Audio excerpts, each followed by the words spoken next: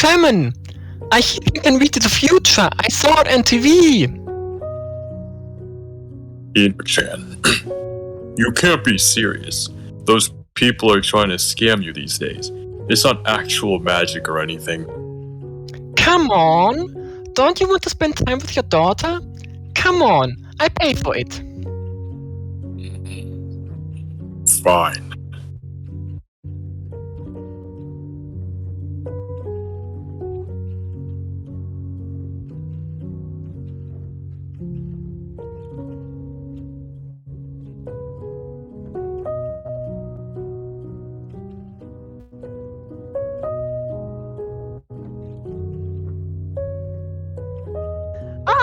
I've been expecting you two. Welcome to my humble abode. I predict you two are here for some readings? Yep. I see. And what would you like to know? What will you be in the future? Grades for school? Or maybe... I wanna know who ate my chocolate last night. It's almost Valentine's Day. Sheesh. Oh. Gosh. It's all been boring readings these past few days. There's no way she can be a real sidekick.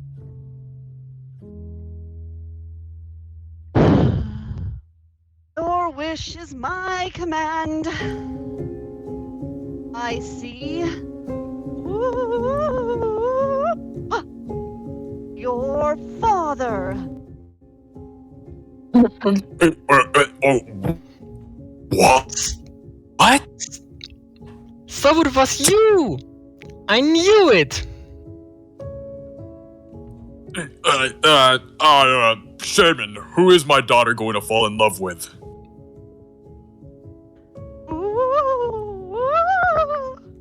I see someone with purple hair who has glasses and large boobs? Wait, what? Hello, viewers. You better be nice and snug, because Adachi Volume 3, Chapter 3 is about to begin.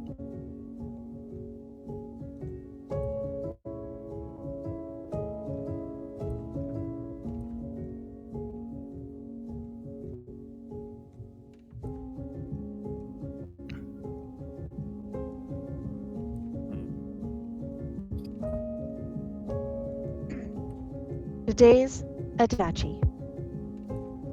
Without any advanced warning, Shimamura told me that she wanted to compare the sizes of our feet. Not really sure what was going on, I took off one of my shoes and pressed my sole against hers. Mine turned out to be smaller. Having confirmed this, Shimamura mumbled something to herself and left. Huh? What just happened? Chapter 3. Thorns that weave the past. Old Rose. 5th of February. Wednesday.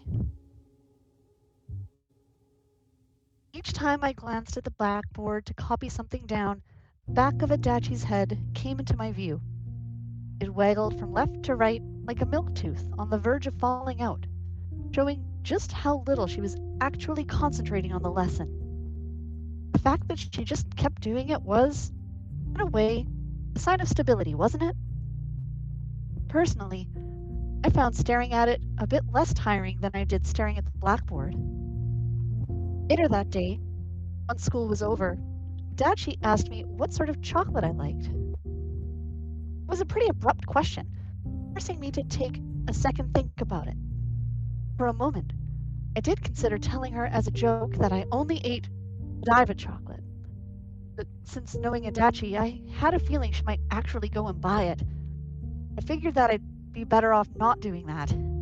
So instead, I decided to go with the safe choice and said that I liked milk chocolate. It seemed likely that she'd ask me to help her buy chocolate that better fit my tastes.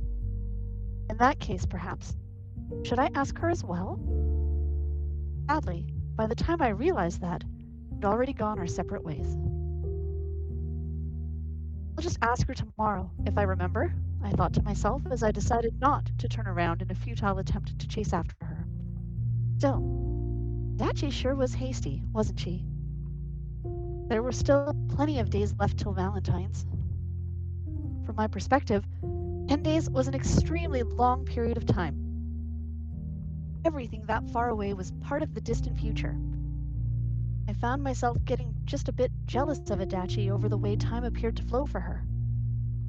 It was while studying that time moved especially slowly. It often happened that I checked the clock after what felt like hours of work, only to find that less than 30 minutes had actually passed. My ability to concentrate would then completely vanish, and I'd be forced to take a break. The reason why a small TV had been added to my studying room on the second floor might have been connected to this flow of time and its slowness. How? Well, without something to break the monotony of studying, there was a chance that I'd get too bored and fall asleep. In fact, it was something that had been happening to me quite frequently. Of course, it wasn't like staying up late was going to make me any smarter, but regardless. Collapsed on top of the desk and feeling cold around my hips, I glanced at the TV, only to find the screen filled with hair. Long hair, whirling everywhere. Oh, it's the shaman. The flashy person dancing on the screen was someone who I was already familiar with. Based on what I had seen of her watching other TV shows, her style of acting consisted mostly of spouting out complete nonsense and then running off camera. She was treated as a local performer, or at least someone who had often appeared on shows from Nagoya, which led me to assume that this was likely a Nagoya-based program as well. As an aside, the other day I had seen her go absolutely crazy about how she'd seen someone with blue hair, and how they were no doubt an alien. Blue hair? An alien? How did having blue hair make you an alien? I really didn't see the connection there.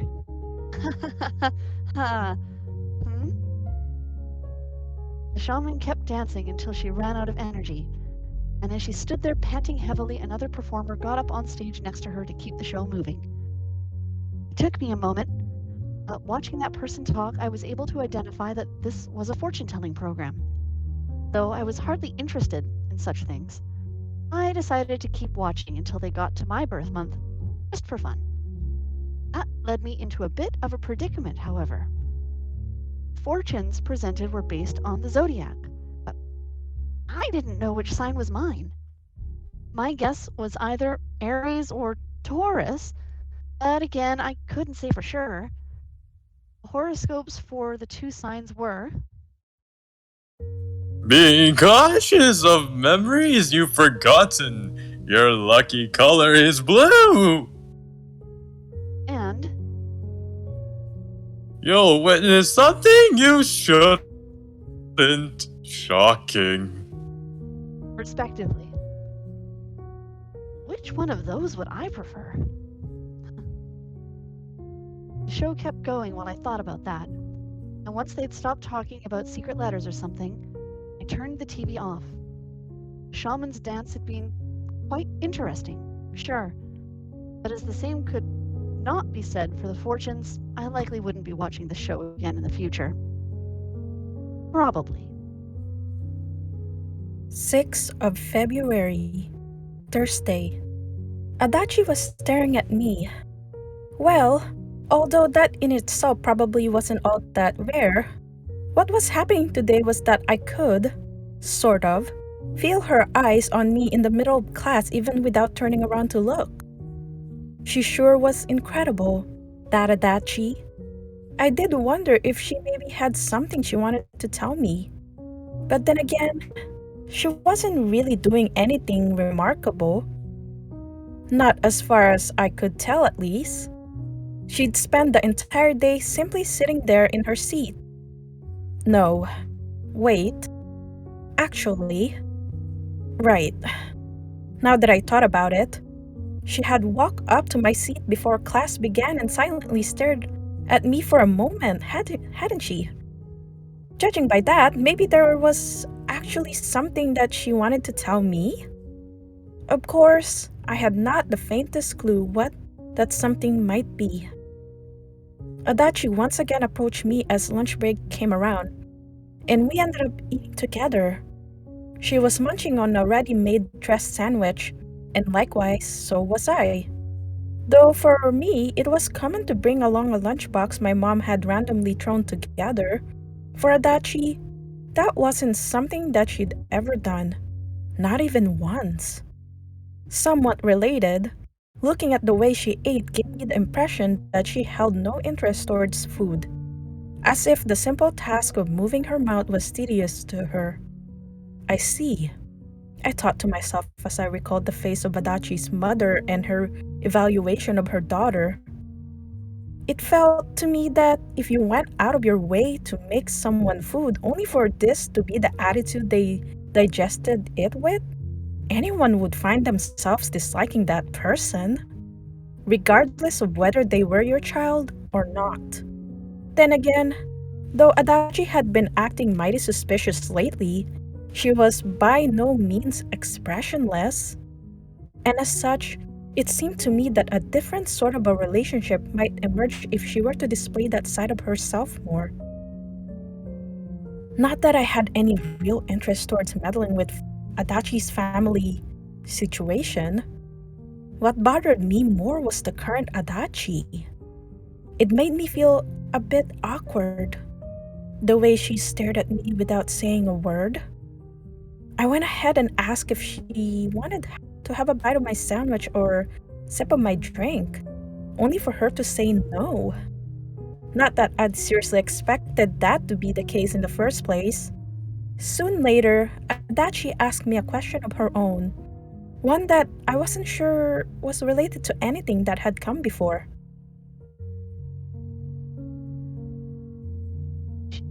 Shimamura, what's your zodiac sign? What a bizarre thing to ask someone. Knowing little about those sort of things, I gave her my birth month, which, based on Adachi's reaction, seemed to be enough. When I tried asking her what sign it placed me under, however, she wouldn't say anything. It appeared that she was busy thinking about something else entirely. Meanwhile, Hino and Nagafuji walked over to us and joined the conversation. Adachi's expression immediately grew stiff in response to their arrival. Although as I've only glanced at her, I wasn't able to say for sure what emotion her face was meant to convey. Regardless, it gave off a sense of dryness, much like the sandwich I was currently munching. Adachi was always acted very relaxed when it was just the two of us. She would interact with me, offer that aura and atmosphere she admitted for us to share. Yet, whenever someone else joins us, it was almost like she pulled an invisible sheet over her body, shutting away both herself and her presence. She had no intention of sharing anything with Hino and Nagafuji, and in fact, she hated the way they'd stepped in. She truly was a mental shut-in. I wonder, was it only when she was with me that her expression grew soft? If so, then why she's so willing to do that? To relax her guard in my presence? I simply don't know the answer. It was things like those that truly made her feel like a little sister to me. My real sister also had times when she wouldn't open herself to anyone outside of our family, from which why preconceived notion that was what little sisters were like seemed to arise. Leaving that aside, the matter from earlier still remained unsolved. I went ahead and asked Adachi. So, why did you want to know my zodiac sign? Is this like some horoscope thing? Well, Unable to find the words, Adachi turned her eyes away. Wanting to know my birthday would have been one thing, but as she specifically asked for my zodiac sign, I couldn't help but wonder, what was it that she needed it for? Has she gotten into horoscopes or something? I thought to myself before suddenly recalling the program from yesterday. Could it be that Adachi had seen it too? Then again, it felt to me that people generally only cared about their own fortunes, not so much those of others.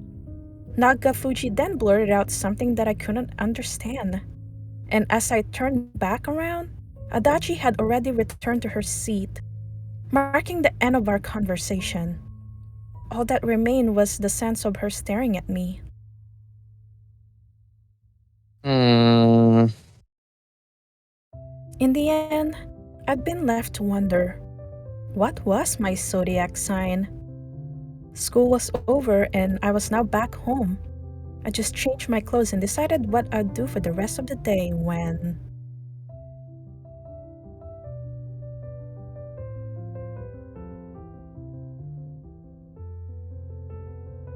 At the mid-store and buy some food. We're friends with your daughter, right?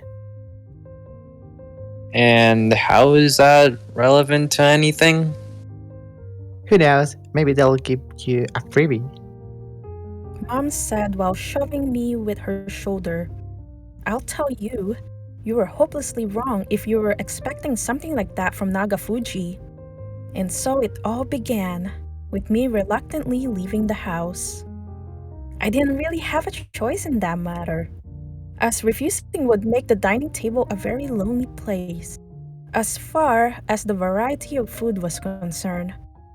Anyway, I grabbed the bike keys and made my way outside, which just so happens to allow me to catch my little sister coming home from school. I waved at her in the distance, and with her stubby feet, she began running towards me. I just managed to take out our family bicycle when she reached me. I'm back. Welcome. I could hear her sniffing loudly.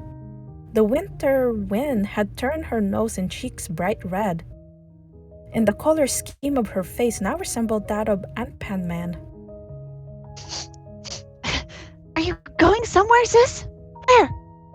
She asked, spreading her arms wide and blocking my path. Buy something for dinner. Want to go instead? Come back soon! In mere seconds, she had slipped past me and entered the house. I really wish that she wouldn't imitate that part of me where I found myself having to do anything tedious.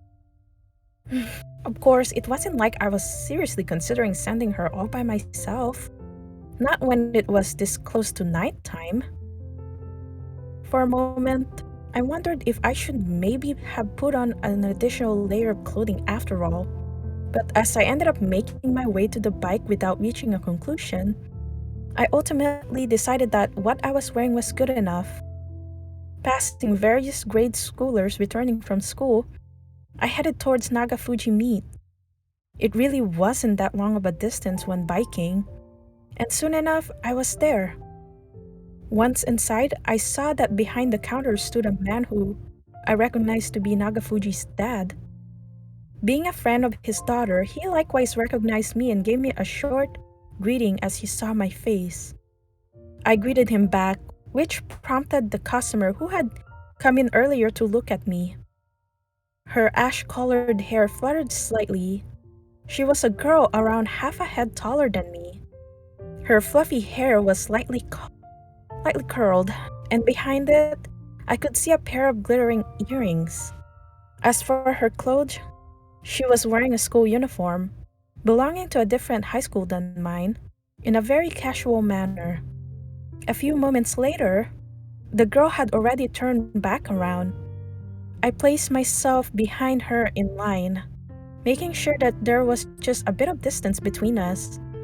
I wonder, was she too running an errand? I I couldn't think of any other reason for a high school girl like her to come here. I began pointing at things within the display case by the counter that I was planning to order. But before I could finish, the girl from earlier suddenly turned my way. Matching the rapid movements of her neck, her eyes also shot wide open. I couldn't help but jolt a little myself. After a few moments of staring at her questioningly, the girl opened her mouth and, Shima? with an unsure look on her face, spoke my name. Or rather, my nickname. One that expressed quite a bit of familiarity. My brain felt numb. My eyes weren't focusing either. Regardless, I did my best to try and grasp the situation. The only people that have ever called me that were my friends from elementary school. In that case, going down the list, I compared the person standing in front of me to the people from my past. Until finally,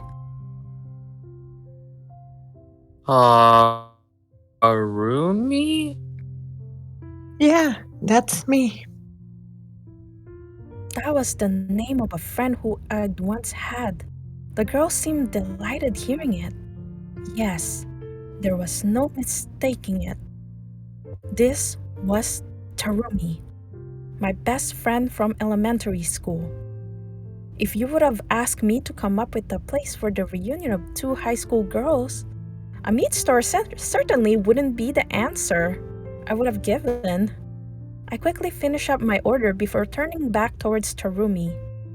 I genuinely hadn't recognized her at all before she'd begun talking to me. I've heard that she was quite the delinquent these days, but at the same time, I had to wonder, was that truly the case? Shima? No, wait. Are we too old for that nickname? Well, whatever. Shima? Huh? She was going to keep using it? It almost seemed that Tarumi could sense my reaction. As moments later, she was already back to doubting herself. Or not? Whatever the case, I didn't get the sense that she was anything of a delinquent. At least, not to the extent that I've heard. I sighed in relief. As I felt a part of my initial worries fading away. It didn't seem that she was going to use us knowing one another as a pretense to grab me by the collar and demand my wallet. Well, Shima's fine, I think. Sure. Okay.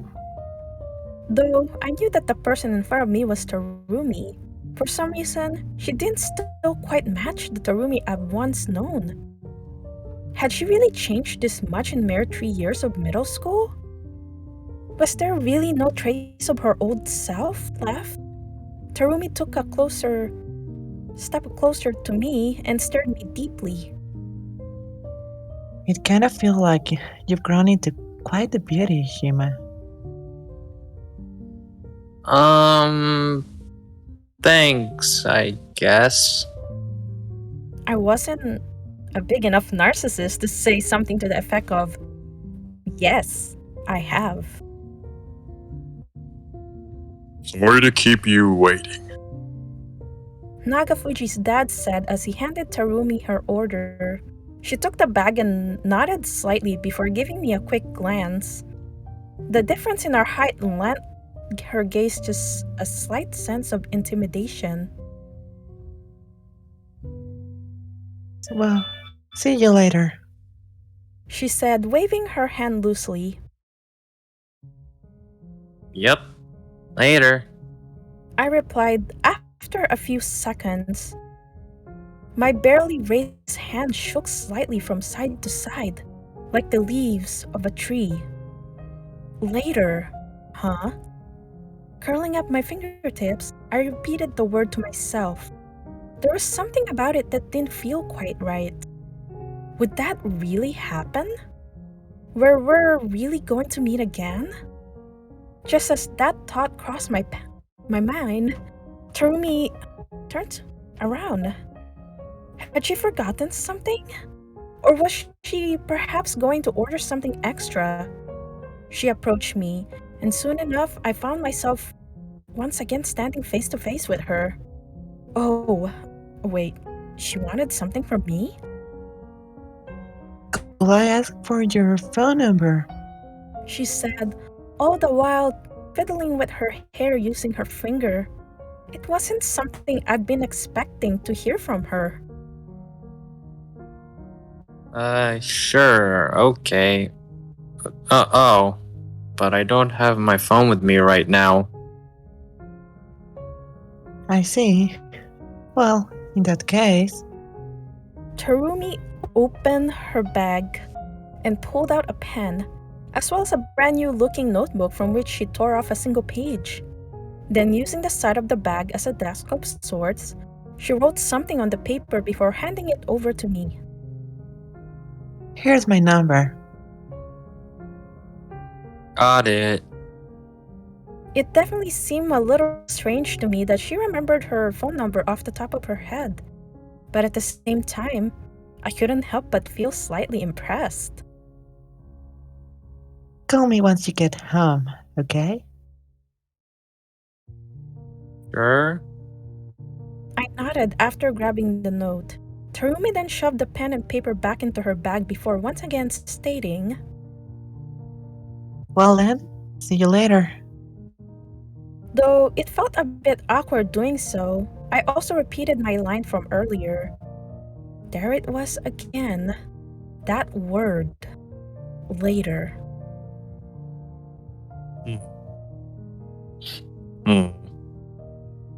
I was brought back to reality by Nagafuji's dad handing me a bundle containing the food I'd ordered. I took it and incidentally noticed a person standing behind him. I wish you would have noticed me sooner. It's really cold. Looking at her closely, I could tell that the person half poking out from the door that led to their living room was none other than Nagafuji herself.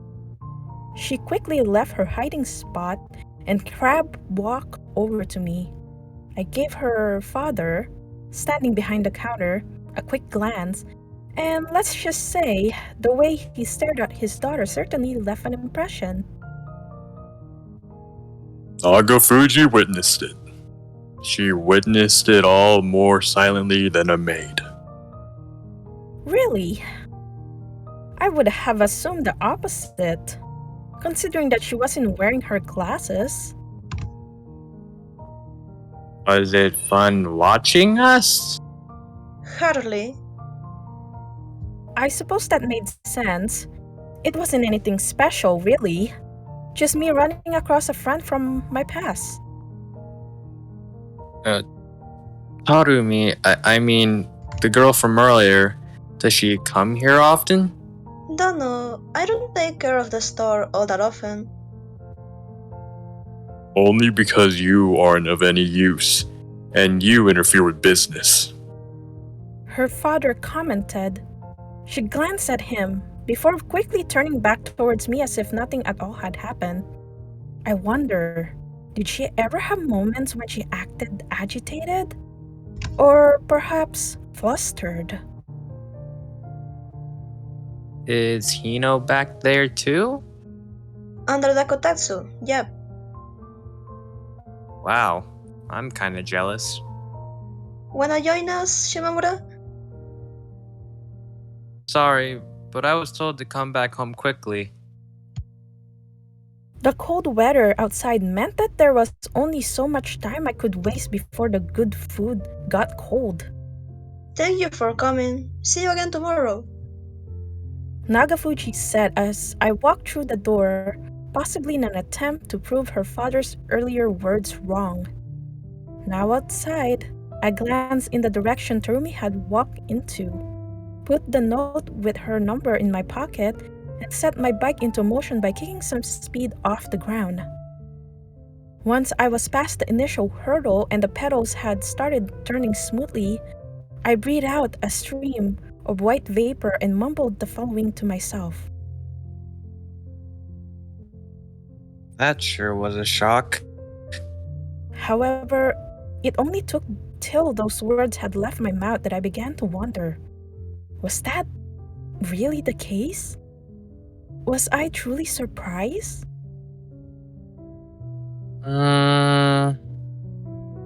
Maybe not.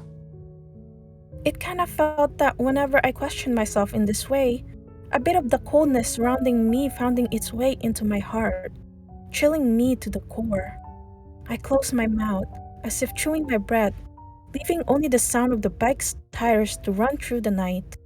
It being winter also meant a lack of bugs, and all in all, there was nothing to disturb the atmosphere. Just silence. Picking up some more speed, I thought back to the words I'd exchanged with Tarumi as we'd gone our separate ways. Later. Would there be really a later? Was that what Tarumi really wanted? What I wanted? We'd been friends in the past, sure, but what about now? I wasn't sure if the modifier in the past was something that I could ever be truly able to get rid of. Yet, there was also a part of me that felt the following way. It was better to say, see you later, than it was, goodbye. I was just about to call Tarumi, having now returned home, but before I could, I noticed that I had a new message. It was from Adachi. Do you like white chocolate?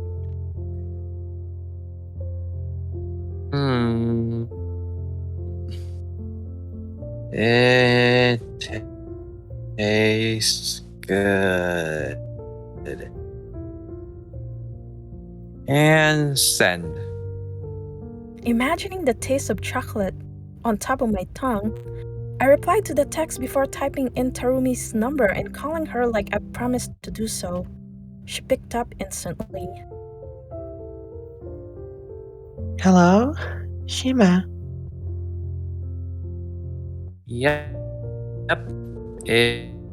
It's me, Shima. Though still a bit embarrassing, the nickname was far more palatable now that we were talking on the phone. I could hear the voices of other people in the background, mixing in with that of Tarumi. Sure sounds lively on your end. Oh, that's probably because I'm in a supermarket right now. Supermarket. As far as destinations of a delinquent went, that fell safely on the more wholesome side. Well, anyway. Right. Next time, wanna go out somewhere? With basically no warning whatsoever, Tarumi invited me to hang out with her. I did ponder for a moment how I should reply, but ultimately, when you added in complexities that came with us having friends in the past, there wasn't really much of a choice for me. Sure. One of these days. Okay. One of these days, that's good. It kind of bothered me the way she talked, as if she had already decided everything by herself and was merely letting me know of her plans. I stayed silent for a moment, trying to come up with what to say next, when... Oh, by the way, there's something that I forgot to tell you earlier. Huh? What? I was really happy to see you again after so much time. All of a sudden, the word my world before me grew blurry. My eyes wouldn't focus on anything, and my thoughts fell apart.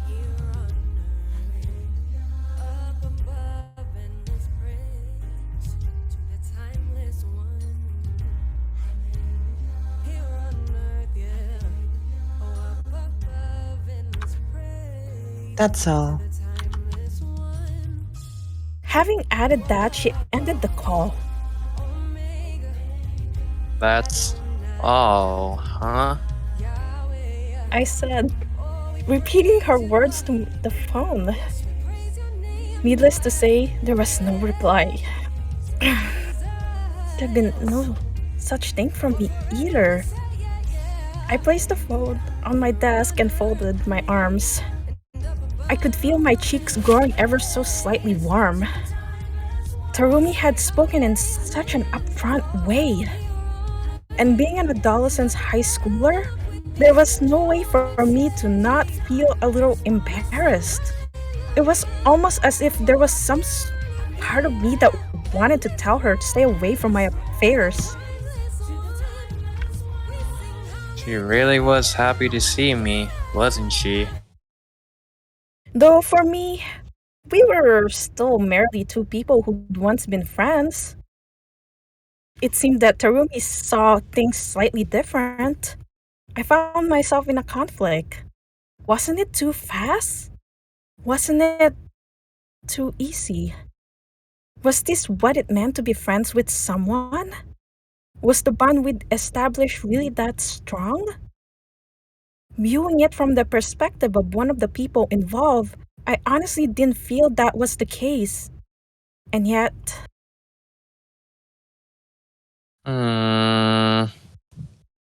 it wasn't a bad thing. Being told by someone that they enjoyed meeting you. Not bad at all.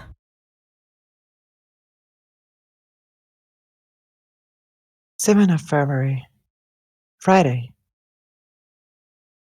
Lunch break had come out, and in quite a rare fashion, I saw Adachi spreading out something before her.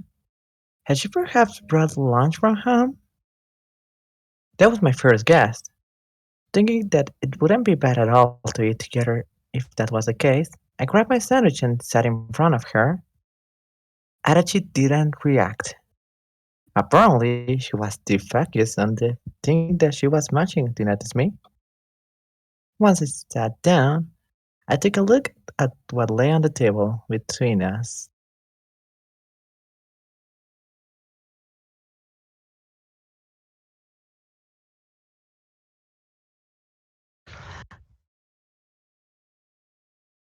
A short jolt left my mouth, prompting Adachi to lift her head. What she spread on the table was store-bought chocolate? There were chocolates of various brands, all of which she had pulled out from a supermarket bag. Likewise, the thing she was munching on completely nonchalantly was a chocolate bar. Shimamura! Adachi mumbled, her mouth full of sweets, before quickly realizing that I could see the bag and hiding it. It was a surprising choice of food, for sure, but still, I didn't think that hiding it was really necessary. Then again, I suppose that I had never known that Adachi was into chocolate. There was also another thing that was strange about her. Her hair. She was keeping up a pony up there today. Oh, is it like you've been studying so hard that you needed extra sugar?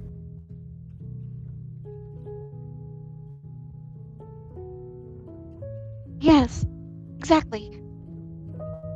Adachi's answer came out so fast that I had a hard time believing she had actually listened to what I'd say. Following this exchange, I placed my elbows on the desk. I leaned forward, which was when I noticed the plastic mineral water bottle sitting on top of it.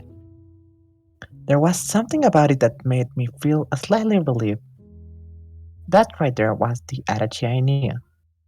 As for the Adachi I didn't know, I suppose that will be the thing swinging behind her head. Her head swayed from side to side, and in the same rhythm, the ponytail swung too, making its presence very much felt. It might as well have been shouting, "Notice me." Naturally, I had, and I wasn't the only one. It was big enough change to even earn a few looks from our classmates.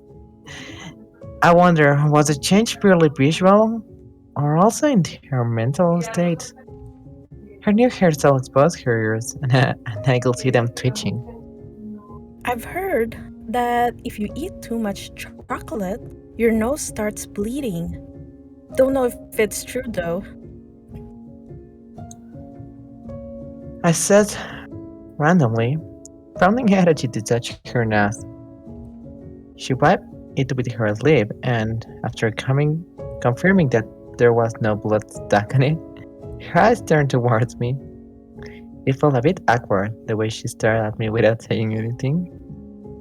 Thankfully, I didn't need to worry about that for too long, as soon enough, she averted her gaze in favor of unwrapping the next chocolate bar. Seeing her break off a piece and bring it to her mouth made me want to have some too. A square, please. I asked, only for her to hand over the entire bar. I took it, flipped it over, and checked how the calories compared to the sandwich I was eating. It turned out that getting carried away and buying a croquette sandwich had been a mistake.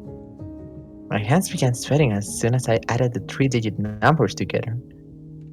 On the other side of the conflict, Adachi continued silently munching the chocolate as if calories weren't something that mattered to her in the slightest. I glanced at the wrapping paper of the bar she was currently going through, and based on the text on it, I could tell that it was milk chocolate. In fact, all of them were. Milk chocolate, huh? I feel like we talked about that just a few days ago. Could it be the reason behind Adachi's diet suddenly growing out so unbalanced lay with me? On that note, was her new hairstyle meant as a display of her devotion towards the boring chocolate? If so, then I wasn't really sure how to comment on it. She was a bit too fired up, wasn't she? That Adachi. It kinda made her feel like some girl from a romance manga. The way she was giving Valentine's Day her absolute all. Adachi continued eating the chocolate, all the while randomly shaking her head and adjusting the ponytail with her hand. All in all, she was quite active from the neck up. Wait, was she waiting for a comment from me? I felt that if all I could say was the obvious, then I might as well say nothing at all. Don't blame me if this sounds generic, I thought to myself before extending my hand. It looks kinda cute. I stated, having finished eating the chocolate and gotten up, with the tip of Adachi's ponytail now lightly in my grip. A short jolt left her mouth as she turned around, after which she grew stiff. Comparing her to how she was usually, I added, Not that I don't like your regular hairstyle too. it was what I was used to, and in a way, felt safer. Speaking of which, what was I going to do with my own hair? While I was busy thinking about that, Adachi attempted to say something. No words came out, however, and she was left simply opening and closing her mouth. Her ears and forehead were also bright red, as if she'd drunk alcohol. What's wrong? I asked her, only for Adachi to dash out of the classroom without answering.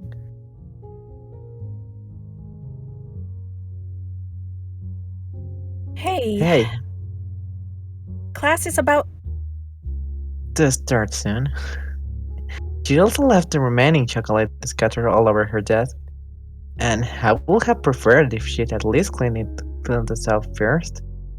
Class soon began, and as I stared at Adachi, looking like it'd been a miracle that she had made it back, I got the impression that her mind was completely wrecked. Thankfully, her nose didn't appear to be bleeding. I wonder, had that anecdote been false? Or had she perhaps not eaten enough? 8th of February, Saturday. Hearing some sort of noise from downstairs, I ran to check out what the ruckus was about. And wouldn't you know it, Yashiro had come by. She and my little sister were busy spinning, rolling, and generally frolicking around like small animals. Instead of dust, the air in the living room was filled with those blue particles that often surrounded her, scattered about by each and every one of her movements. Wow, that hair. Mom commented from the hallway before disappearing into the kitchen. An appropriate reaction, sure. But at the same time, I couldn't help but wonder if it was really okay for me to leave it at that. I am bored!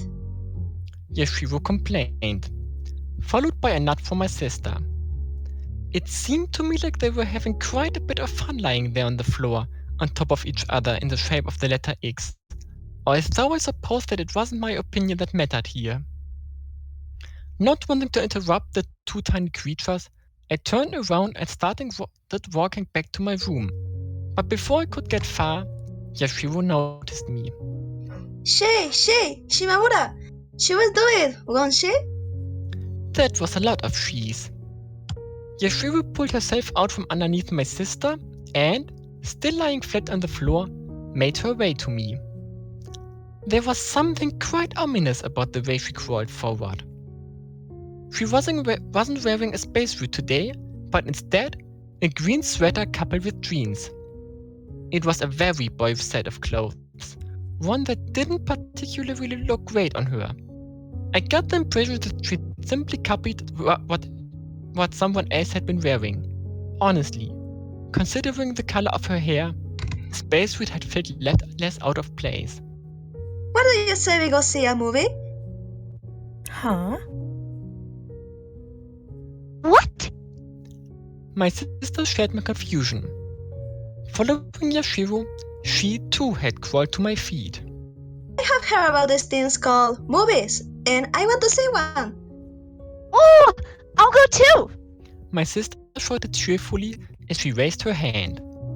The two seemed quite excited. But there was one important thing to note. I hadn't said that I was going. Thinking about how to answer, I glanced out through the window, and as I did, I found myself sniveling instinctively. How was it possible to be this cold outside, despite the sun shining? Can you two go by yourselves? I have studying to do. Nuh-uh, you're going with them. Mom ordered me from the hallway, having randomly been passing by the room. What was she? Some TV extra? And while you're at it, make sure that they eat lunch. You want me to take these two off your hands so that you can just stay here and relax, don't you? And what's wrong with that? As unabashed as ever, Mom once again left. She'd been carrying a bag of fried rice waters with her, which indicated to me that she was likely planning on rolling into bed to watch some TV. That was all I wanted to do as well, to return to my warm room. Now then, let's get going, Shimamura. Yashiro had gotten up from the floor and was now attempting to pull me along by yanking my arm. I told you not to do that. You're gonna pull off my shirt at this rate. Seriously. Placing my hand on her forehead, I pushed her back. My sister went without saying, but as far as this one was concerned, I didn't really see a reason why I should make sure that she got dinner. I heard that my sister was part of the group of students in her school who looked after the pets, but even so, I could have done without her taking in an animal this weird. Well, okay. Wait here while I go change my clothes. Should I come to assist you? No, I think I can handle it by myself. I tore her off and returned to my room. I'd spent the entire morning lying in bed, meaning that I still had on the same clothes that I'd slept in. For me, that was how I usually spent the time during winter. A tiny bit of regret crossed my mind as I tidied up my bed. I really shouldn't have gone downstairs, huh? Having changed my clothes, I took the two of them to the nearby mall. It was the same one Adachi and I had gone to the other day. Here in the countryside, we didn't exactly have much room for choice. We could have gone all the way to the shopping district, as there was also a movie theater there, and though that would have been all fine and dandy, trying to find a place to eat afterwards would have proven to be a massive pain, with a large number of stores there having been shut down and what have you. Yashiro took my hand and grasped it tight. Her hand was tiny, and though it felt more like she was clenching my fingers rather than my palm, I decided to grasp hers back. With a look of satisfaction on her face, she proceeded to pull me along. I wonder, why did everyone these days want to hold hands with me? Did I perhaps let them feel safe? Or perhaps I was so lacking in presence that you needed to hold my hand to make sure that I was still there, because otherwise you would have no idea. As I walked forwards being dragged along by Yashiro, I could sense my little sister eyeing my remaining hand. You want to hold hands too? I said, offering my hand to her, only for her to refuse my gesture with an I'm not some little kid! and turning away. Well, alright then, I thought to myself as I retracted it. We'd definitely done it before, walk hand in hand to avoid her getting lost. But then again, I suppose that those days were in the past. For a while, we continued walking like that, until eventually, Pick it out one more time. my sister demanded. I gave her cheeks a quick pinch before doing as she'd said, and this time she grabbed it. After a few moments had passed, I went ahead and bent my index finger, tapping the back of her head with it. This caused her to lash out. What? Nothing. I said, smiling at her bright red face. Both of my hands were now in use. If Adachi were to show up from somewhere, I'd have no choice but to grow a third arm. Then again, realistically, I'd imagine that Adachi's reaction to the scene would be something a bit different. Now, Shou, grab my hand and... What? If we do that, how are we going to walk forward? Absolutely not. Shooting down Yashiro's plan to form a ring, I turned as though that she was once again facing the right direction. She sure had become good friends with my sister at some point, hadn't she? The movie theater was on the second floor of the mall. A sweet scent drifted to my nose from somewhere, and as we moved towards the escalator, I could see she was smiling. There was something about it that made it seem like there were no actual thoughts going on in her head, which prompted me to ask the following. Is there a movie you want to see? Huh? Her eyes round, Yashiro stared at me. I stared at her back, as if asking if she couldn't understand what I was saying. Are we not going to see a movie? Yes, we are. That's why I'm asking you. Which one do you want to see? My voice trailed off as I quickly realized that my words weren't reaching her. Yashiro's eyes spun around for a moment, until at last she replied, sounding extremely proud of herself. It seems that there are different types of movies. Yes, figure it out. All by myself. I truly am a genius, aren't I? Hehe.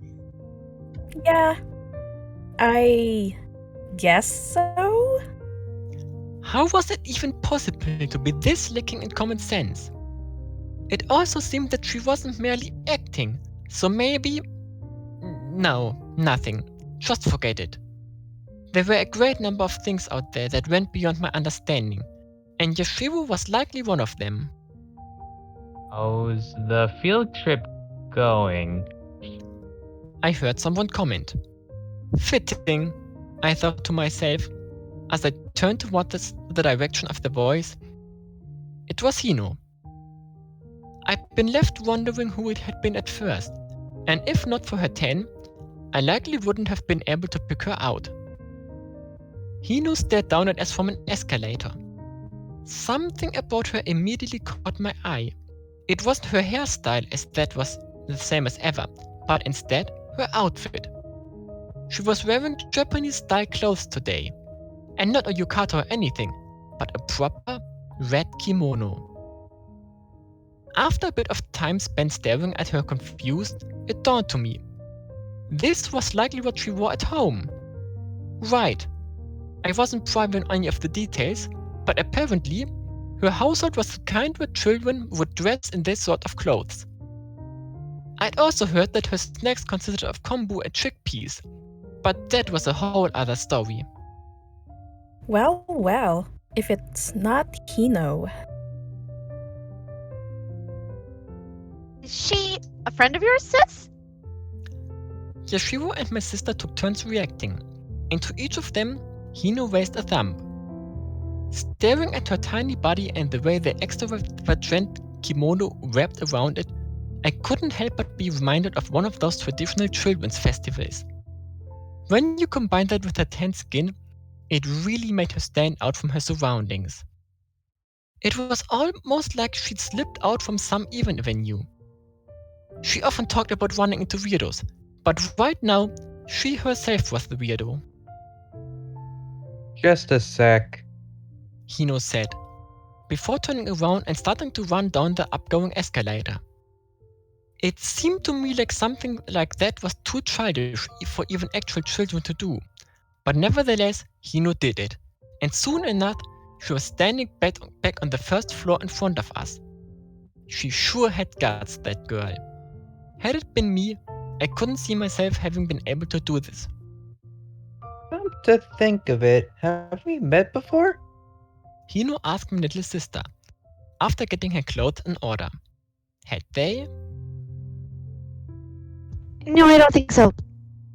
She answered, while simultaneously slipping behind my back to hide. Always so shy of new people. I can't really remember either. Well, whatever. Now, the alien. You don't have the whole space thing going on right now, huh?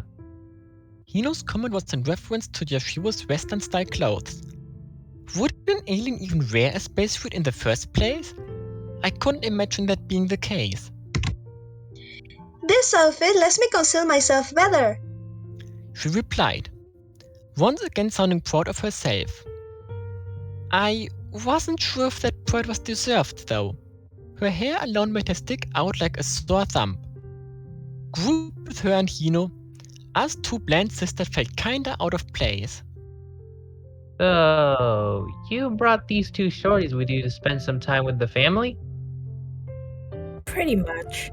Although, this one right here is not part of my family. I said, while giving Yashiro's head a quick pat. Light shot out, as she escaped up from under my hand.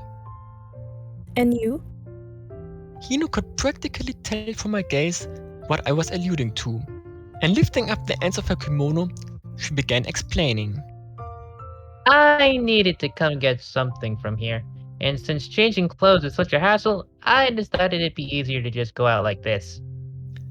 Personally, between having to avoid stepping on it and getting the sleeves dirty, I would have thought that walking around in the kimono was an even bigger hassle. She did appear to be holding up the sleeves, but still, for casual clothes, wearing it sure seemed to take a lot of effort. Not only that, was she even able to ride a bike? It wasn't hard to imagine the fabric getting caught in the tires. Are you running a family errand? No, just buying manga. In that case, she'd likely been heading towards the bookstore on the second floor. Is Nagafuji with you? Don't see her much during the weekend. Hino replied, waving her hand from side to side. Apparently, she needs to attend her club, or something. Club, huh? I thought about going with the safe option of commenting something like, She sure is working hard, but decided to swallow my words and instead ask Hino the following. What club is she part of? Dunno.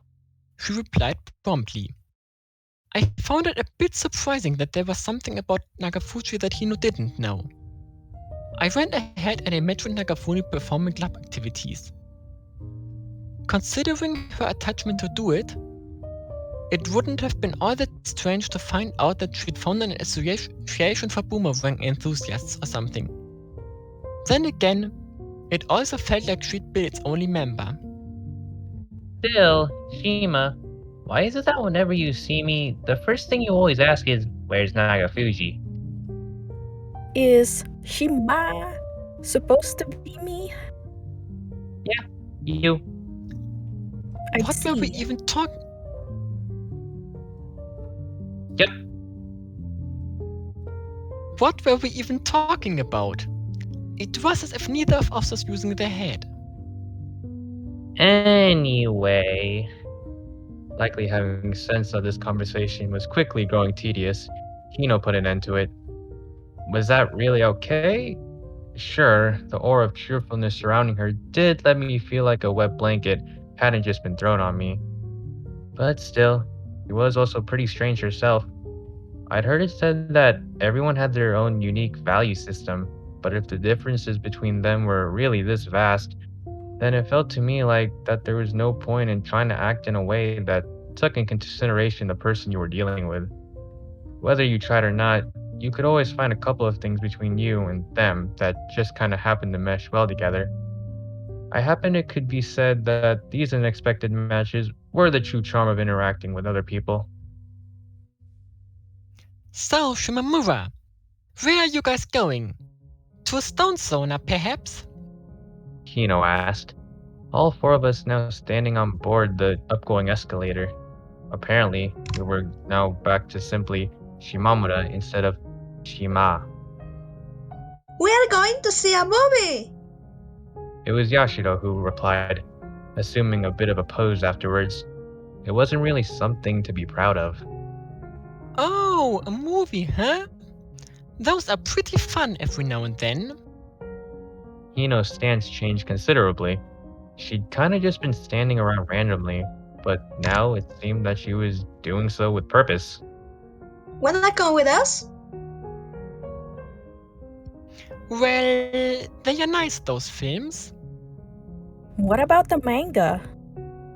I don't really read that sort of stuff. I'm more of a book girl. Hino boasted. Strange, considering that just the other day she'd been going through a volume of some fishing manga. Then again, given her appearance, I could definitely buy her reading a lot of books, specifically those written over 1,000 years ago.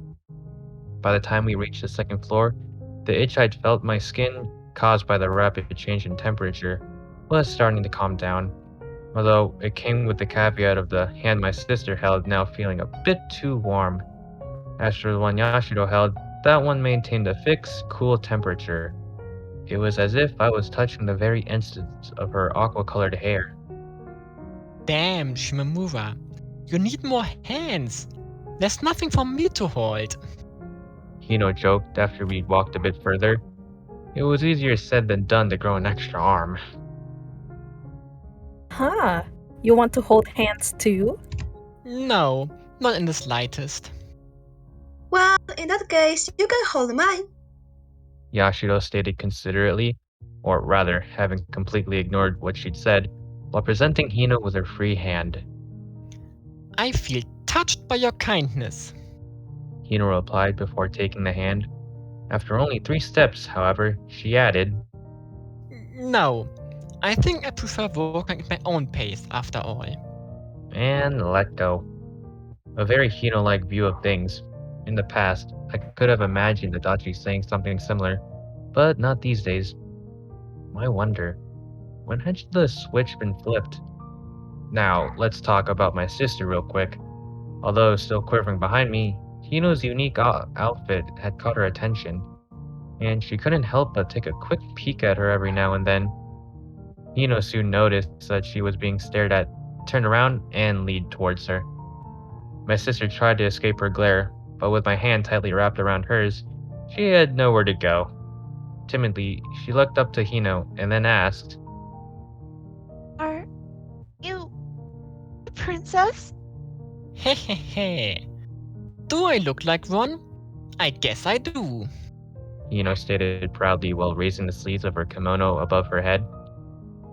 Clothes are just clothes. I replied, a bit astounded by her flashiness, which prompted Hino to shift her eyes from right to left. Speaking of princesses, I had a dream like that. Dream? Kind of dream. I can't really remember, but I think it ended up with there being a caterpillar fungus. The way she stared into the distance while reciting the events of her dream kind of made it seem like she was talking about something she'd actually witnessed. I couldn't even tell where the princess was supposed to come in. It just went to show how lacking her explanation had been. Was that a good way for a dream to end? I didn't get stuck in there or anything, and was able to return to reality. So yeah, I'd say so. That seemed like a pretty broad way to look at it. It was usually the contents of dreams that people valued, not some external factors. By the way, Hino, why are you charred? It was Yashiro who spoke, apparently curious about Hino's skin. Calling someone with a tan charred wasn't technically wrong, I suppose, even if it was a bit off the mark. At the end of it, it all pointed towards the same thing, her being well cooked. Oh, this? Well, atmospheric entry, friction generates lots of heat. It just kinda happened. She answered with an obvious joke. Hey, come on, you need to pick your jokes based on who you're talking to. Airflight technology hasn't gotten past that level yet? Ahaha! Yashiro laughed triumphantly. See? She bought it. I knew she'd buy it. Shush. Don't believe her. She's just joking around. I warned her, and by her, I meant my little sister. She pouted before angrily stating, Yeah, I know. Seeing how she still believed in Santa, I felt like it had been necessary to say, just in case. Oh, really?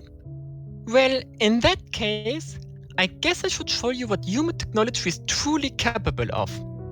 Try not to be startled too badly once you witness the movie, Spaceling. Hino boasted to Yashiro, which was a little strange considering that she obviously had played no part in creating said movie. It was like how the saying went, borrowed authority and so forth. Passing by a 300 yen store in a place that sold shoes, we eventually reached a location labeled as something cinema in bold English letters. The sign was red and the reception desk blue, both of which combined to create a pretty dim atmosphere. Although I passed by here a couple of occasions before, as for actually coming to see a film, it was my first time. The two shorties, unable to read the English on the sign, appeared quite impressed as shown by the numerous wows that left their mouths, and in a similar manner, I too looked around, with the added caveat that I knew what I was looking for. For example, I was able to figure out the number of screens went up to at least 12. Shou, do you know of truth? Yashiro whispered to my sister. What on earth was she talking about? I vaguely remembered hearing of a magazine with a similar sounding name, but I doubt that was what she meant. Also, what was up with her calling my sister Shou? It wasn't like her name was Shoko or anything. No, never heard of that. It's when things come flying out of the screen like this. One! Whoop! Those words, flying out of the screen, were the clue I needed to realize that she'd not meant 3, but 3D.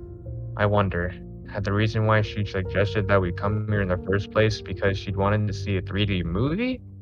Seeming quite proud of the explanation she'd given my sister, Yashiro quickly turned her eyes towards the kiosk. I chose to pretend like I hadn't seen that. the movies playing weren't just the newest blockbusters, but instead, there appeared to be some romantic films as well, likely chosen for their connection with the season, Valentine's. Ah, right. Hino stated after glancing at the screening schedule. It seemed that she does remembered something. I need to buy some chocolate on my way home. Who is she going to give it to? I began thinking about that, although on second thought, the answer seemed pretty obvious. You're giving it to Nagafuji? Give isn't really an accurate way to put it, since every year we end up eating it together on the spot. She answered, waving both of her limp hands in the air as if to emphasize how wrong my choice of words had been. Still, she bought it yearly? I found that part quite intriguing. Why do you buy Nagafuji chocolate? Is it like a tradition? Why? Because it makes her happy, I guess. She really likes chocolate, that Nagafuji. Though Hino did tilt her head slightly, as if thinking it over, her answer ultimately came without any hesitation. Rather than being simplistic, her motive was frank, natural, or maybe casual. In any case, I felt a great difference between it and the ball of clumsiness that resided between me and Adachi. Is that so? Is that not so? No, it probably is. I stayed in agreement. It seemed that both Adachi and I were getting bogged down by our attempts to make things more serious than what they needed to be. Anyway, I think it's better if we don't talk about stuff like that here. Why? The reason was simple. Speak of sweet things and ants will show up, I heard that you were talking about chocolate. Yashiro said with a wide grin on her face, now standing in front of Hino. Told it happened, Have her buy you some? Hino replied, having placed her hand on Yashiro's head and gently rotated it into my direction. Wait, but I already gave her chocolate. Shimamura! Stop pestering me. I yelled while pushing her away. This apparently didn't matter to Yashiro, and showing no signs of giving up, she just kept pushing back with her head in an attempt to cling on to me. What the heck was going on with her? After a few more minutes of pestering, I eventually gave in and bought her a bag of caramel corn from the kiosk. Apparently, it didn't need to be chocolate specifically, and she'd take anything as long as it was sweet. I even bought a bag for my sister. Just went to show how weak I was. Listen up. You need to be quiet while we're watching the movie. No randomly raising your voice. Okay? I instructed Yashiro once we got into our seats, but before the movie had started playing, Yeah. she No. answered half-heartedly, already lost deep into the world of caramel corn. Staring at her hands, I realized that there was also another rule that I needed to make sure she was aware of. Also, no clapping. Yeah. No. More earnestly. Hino stated, cutting into the conversation room next to us for some reason. I don't know why, but she sounded really passionate. I'll be fine. Yashiro mumbled back, her mouth full of caramel corn. Her words didn't exactly convince me. However, as most of the time, she appeared quite unbound by common sense. Now, my little sister, she'd probably do just fine. That's what I choose to believe, at least. There was a good chance that attempting to advise her would result in her lashing out, and I wasn't really in the mood for that. The movie we chosen was space themed, and additionally, like Yashiro had wanted it, in 3D. I wonder, was this best described as a horror film? Watching it surely made me have slight trouble breathing. I wasn't sure how exactly to put into words, but if I had to try, I'd say that it was feeling like the weight of my body in a way that I wasn't normally conscious of, or something. Honestly, it was kind of pleasant. The movie was over, and we were in the process of leaving the theater. Having been to the first exit, Hino stared at me hard as I walked through the door after her. Specifically, Her eyes were focused on my hands, holding those of my sister and Yashiro. What? Nothing. I'm just surprised how much like a big sister you're acting. Well, more than you, I guess. I stated while lifting the hands of the two slightly, almost as if using them to shrug. Yashiro proceeded to shout "Bonsai," probably not even aware of what it meant, whereas my sister formed a frown on her face, as if ashamed. Speaking of, don't you have brothers too, Hino? 4 big brothers, yeah. Don't really talk to them often though. Age differences, leaving home, stuff like that. Hino's explanation grew pretty loose by the end. I got the impression that she didn't really want to go much into detail. Right. I remember hearing something about that. Our family situation was complex in more ways than one. Not that I imagined it having anything to do with me, of course. Anyway, that aside, it's pretty fun doing stuff like this every now and then. Hino stated with her hands on her hips, tying up that thread of conversation. The way she grinned, as if she was seeking agreement, prompted me to smile a little myself and shrug my shoulders. Afterwards, Hino treated us to lunch. She was doing so just to be nice, completely ignoring the monetary side. And honestly, that felt quite pleasant. It hadn't been a bad day. Not at all. 9th of February, Sunday.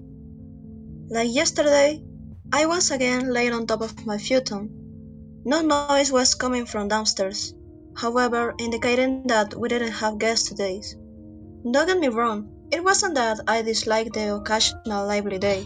No, I just found that interacting with people got a little tiresome when I needed to do on a daily basis, and I always wanted to spend the following day doing not much of anything, especially if it also happened to be a Sunday like it was today.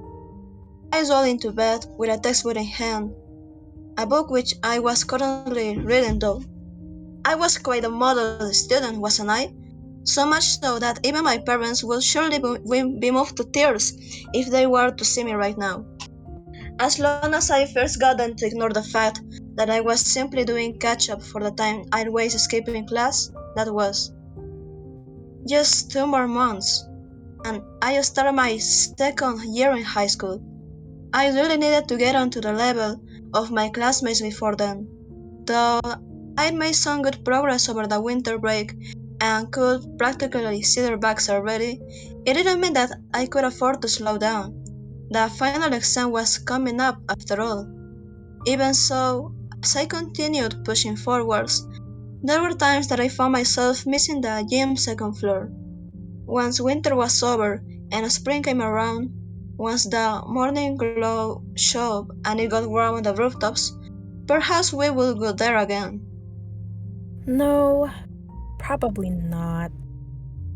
Looking at the current me, the person who spent her days off with her nose glued in textbooks, I couldn't help but ever so slightly fear that she was someone who no longer had a need for that. If I wanted to meet with Adachi, there were countless other places, better places, that I could do it at. Same one for table tennis. If I wanted to play it, I could just go somewhere else. There was no reason to get fixated on that specific location, which was exactly what I had made up my mind on becoming a second-year student alongside her, alongside Adachi. All of a sudden, my phone started ringing somewhere in my room. Trying to figure out where I left it, I searched my desk, but couldn't find it. The tone cut up soon enough, indicating that it had been a text message, but I still hadn't found the device. After a loop around my room and the phone still missing, I stopped and began thinking. I had no recollection of using it during the weekend, so maybe it was still in my bag? I opened it, and wouldn't you know, there it was. How lonely was the life of a high school student that my phone hasn't run a single time since Friday? You could say I checked the sender and, just like I'd been half expecting, saw that it was Adachi. The other thing I'd been expecting was some sort of advertisement message from the phone company. The message she'd sent me contained no text, only an attached image. Wondering what it might be, I went ahead and opened it. What appeared on the screen on my phone was something brown, something muddy. Chocolate? Yes, it seemed to be a picture of chocolate.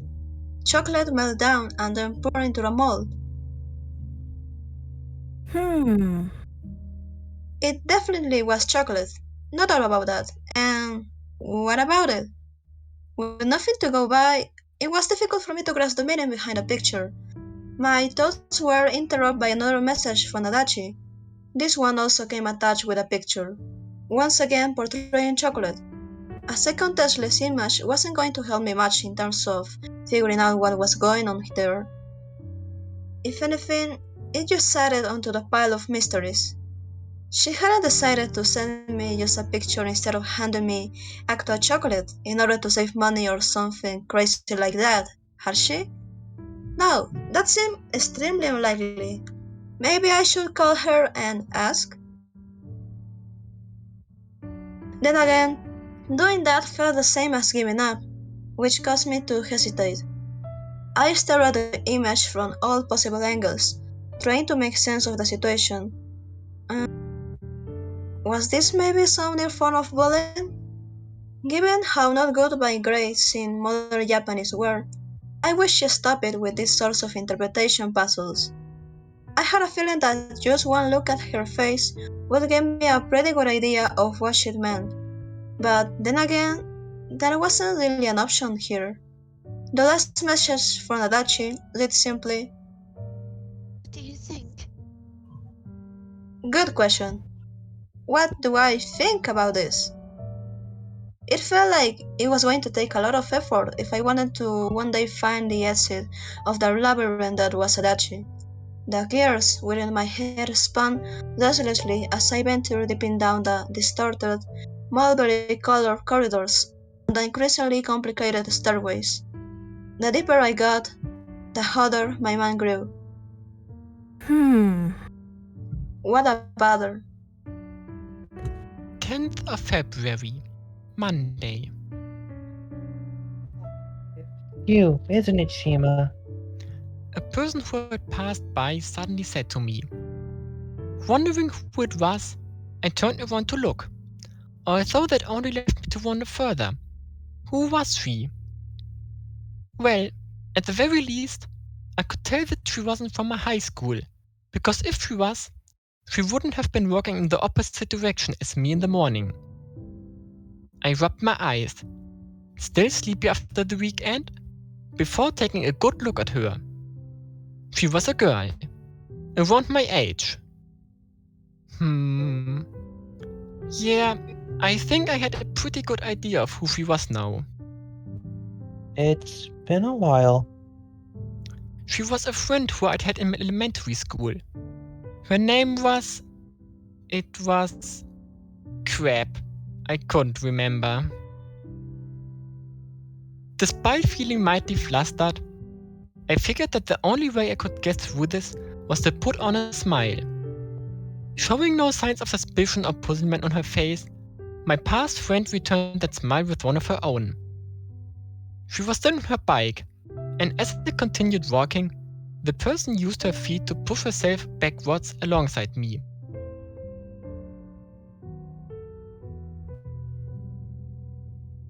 And yet, I could still somewhat recognize her.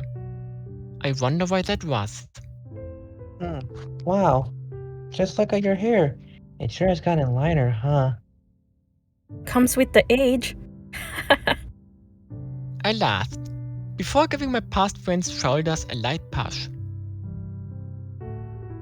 Just kidding. I haven't grown quite that old. Still, I don't think it fits you all that much. She stated, with an honest opinion to give someone. It almost felt like I'd been splattered with pain made of words. Doesn't fit me, huh? I thought to myself, while staring at the strand of brown hairs pinched between my fingers. That was also what my family thought on that matter. Really, everyone seemed to be against it.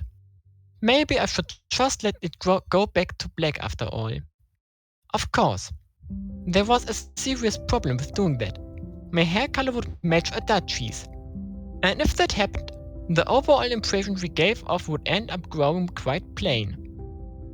Wait, what the heck was I talking about? The overall impression? What did that matter? I was still myself, not some outsider observer looking into my life. Have you been keeping in touch with any of our old friends, Shima? Nah. No, not really. I see. Yeah, I do get that impression of you. What sort of an impression? Her reaction sounded completely meaningless, as if she merely said it to keep the conversation going, and the only way I knew how to react to it was with a forced smile. At first glance, my past friend might not have seemed all that different from how she once was. But all that changed once you peered below the surface. Yeah, something felt off there. Back in the day, when she'd spoken to me, when I'd spoken back to her, the words had resonated deep within my heart. Now, however, they splashed against it like droplets of water. I often heard it said that strength came from persevering through difficulties, and I certainly felt like that was also the case with human relationships. Keeping them together required periodic care. Speaking of which, do you remember Tarumi? Tarumi? Oh, yeah, I do. I answered. I just ran into her, I wanted to add. The words wouldn't come out for some reason, however, which was why I ended up keeping it vague. Well, I saw her last weekend at the station. She sure has grown tall. Tall, huh? Now that I thought about it, yeah, she had been tall. Her legs seemed pretty long, too, which was another thing that I was jealous of. Having perhaps interpreted the tone of my replies as me being uninterested, the person fell silent. So did I. Then, after a while, both of us lightly waved our hands at each other, as if to escape the silence. For once, the fact that I needed to go to school had helped me out. Well, see you later. Yeah. I left her without saying goodbye. At the same time, I did get the feeling that we were never going to see each other again, me and her.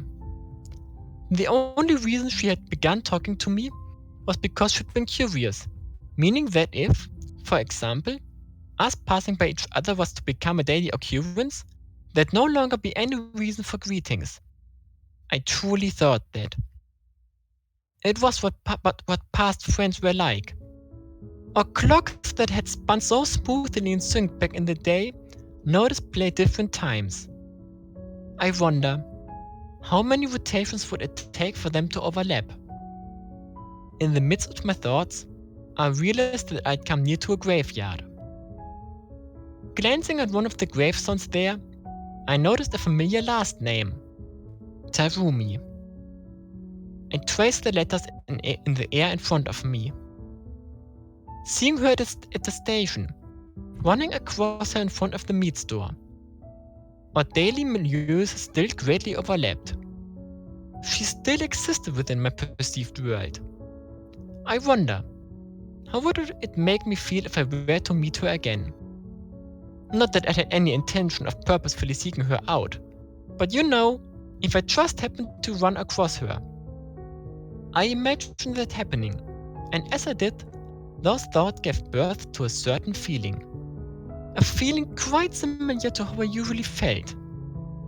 It wouldn't be bad. Most of my actions and the results could be summed up in these words. That's really all I am, huh? Not that there was anything wrong with, not bad. Still, I wondered, Would there ever come a day when I saw things not merely as that, but instead good? 11th of February, Tuesday. Someone had once said that the greatest flaw of humans was how they slowly withered away, not abruptly, but over time. The process was a slow decomposition, starting from the depth of where your eyes couldn't reach. It was probably already too late, Or something like that. I said, slouched over the table part of the kotatsu. Yep, exactly. Nagafuji stated back, sitting opposite of me. Meanwhile, Adachi reached the goal. She was once again the first one to do so, a feat quite impressive for someone who'd said that she didn't know the rules all that well. Or perhaps it was the opposite. Her lack of knowledge regarding the rules pushed her to move towards the goal in a straight line, and it might have been this tactic that gave her an edge over the rest of us. As for Adachi herself, her eyes had grown quite cheerful, and there was a smile on her face. It seemed that not understanding the game all that well wasn't stopping her from having fun in her own way. While at it, there was also something else that I couldn't help but notice. I was currently dead last. This won't do, I thought to myself as I pulled my body upright off the table. There was no time to be spent wasting away under the kotatsu. We gone over to Nagafuji's place after school, something that didn't happen often. Her family owned a meat store which they operated from their house, and though I had visited the store site on multiple occasions, actually going inside to where they lived, I'd only done so once before. Although relatively far away from where the food was prepared, its smells and sounds did reach all the way where we were, earning a reaction from my hungry stomach. The game we were playing had been keeping us entertained for quite a while. In a way, you could have said that this was my first time truly visiting her, as previously I'd only drunk a cup of tea before leaving almost as soon as I'd arrived. It had all begun during the lunch break when Hugh and Nagafuji courteously invited us over to play Mometsu. Wait, courteously? Had there been anything courteous about the invitation? Not that the choice of words really mattered. Well, this also works for studying geography, so. Hino stated towards the TV, sitting closest to it with one knee up. As you might have expected of the person who'd suggest that we play, she really was into the game. Then again, I suppose that she was also always very serious when it came to anything slightly competitive, not just when it was her idea. In contrast, both Nagafuji and I lay slouched over the kotatsu table. With my hands extended, I waved them around like a crushed bug struggling by only moving its legs. No, wait. I felt a little uncomfortable imagining that. Anyway, it was now the turn of store manager Shimamura, i.e., me, and I tossed the dice without giving it much thought. There were only two controllers. I shared mine with Nagafuji, whereas Hino and Adachi shared the other one. As a result, the sitting configurations available to us were quite limited. Nagafuji and I were practically captured the kotatsu for ourselves, although that did leave me to wonder, what about the other two? Were they feeling cold? Speaking of them, Hino sat 45 degrees to the right of me, and Adachi 45 degrees to the left.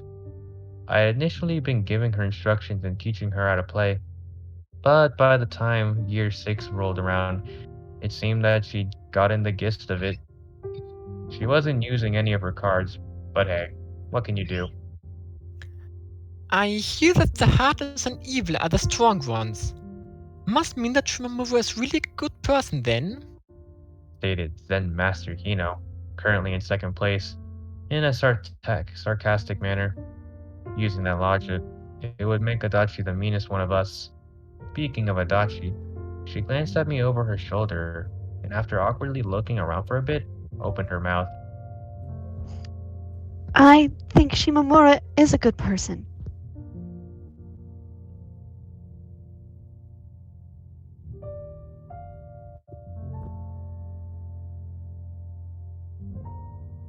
A It felt like the kind of praise that was very characteristic of Adachi.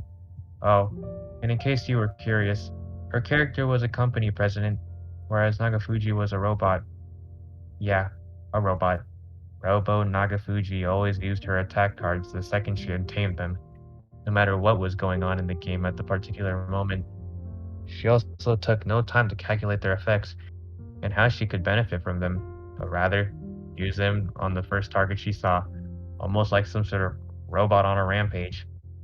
If a card let her choose, she always picked Hino, and then when the effect was displayed on the screen, she frolicked as if she just destroyed her nemesis. What an extreme robot. It was hardly the kind of game that you couldn't play with just two people, and I just had to wonder, had it really been necessary to invite us over? Myself, sure, we were friends, but Adachi? I didn't know. Was she friends with the two of them? If I had to give my honest opinion on the matter, I'd probably say no. She likely didn't see the thing between them as friendship. Likewise, it was easy for me to imagine her declining Hino's offer had I not been a part of the picture. I wonder, was Adachi the sort of person who prioritized quality over quantity? That wasn't to say that I didn't find it fun personally, because I certainly did. Not bad at all. The game continued in a pretty similar manner from there on, with me remaining in last place for some reason, and Adachi bouncing between first and second. Eventually, the clock hit 7, which was when we decided to separate. Let's continue where we left off next time. If the data doesn't get deleted before then, sure. Right, that's the scary thing about cartridges. I found it a little strange listening to Hino and Nagafuji talk about that. Personally, I'd never seen such an old gaming console before. Its surface had turned yellowish with age, and if I had to guess, I'd probably say that it was around as old as the two of them. Had a similar device at some point sat in my room? I thought back to it, but unfortunately, those memories had been long since been stored away in some dusty archive deep within my mind, far away from my reach. The past might as well not have existed as far as I was concerned. That led me to wonder, the current me, the one here right now, what sorts of things was she leaving behind for the future? I walked out through the door, and the next instant felt the cold of the night clamping around my limbs. Simply making my way through was painful exercise. The night was dark enough to make even the white steam coming from my mouth visible, and as I basked in it, a voice suddenly spoke out to me. I'll give you a ride home. It was Adachi. How was she giving me a ride? We lived in completely different directions.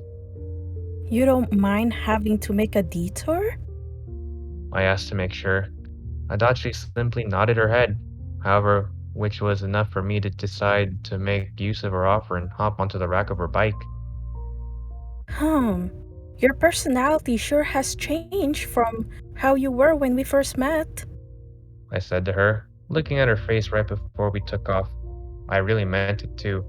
No way could I imagine the past Adachi staying with me until this late. She'd acted way more different towards me back then, and likewise, all of our conversations had sounded vivid. Don't say that.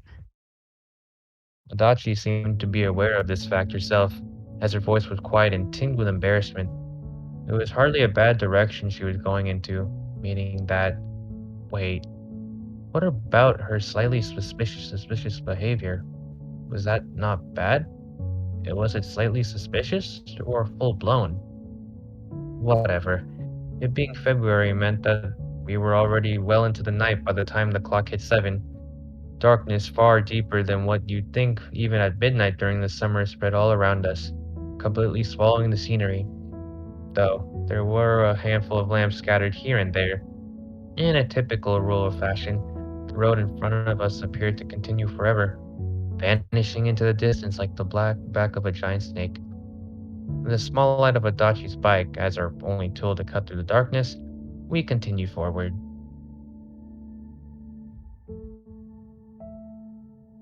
Did you have any fun, Adachi? It felt like I'd asked her that exact same thing before, yet I went ahead and asked it anyway. Yeah. Adachi replied, facing forward. Her answer sounded stale and parched, as if dried out by the winter wind. Well, whatever. I wasn't her mother or anything. If she said so, then that would be enough for me. Shimamura, in 3 days. Adachi began speaking, simultaneously tilting her head upwards to look at me. I really wished that she'd stop doing that while riding her bike.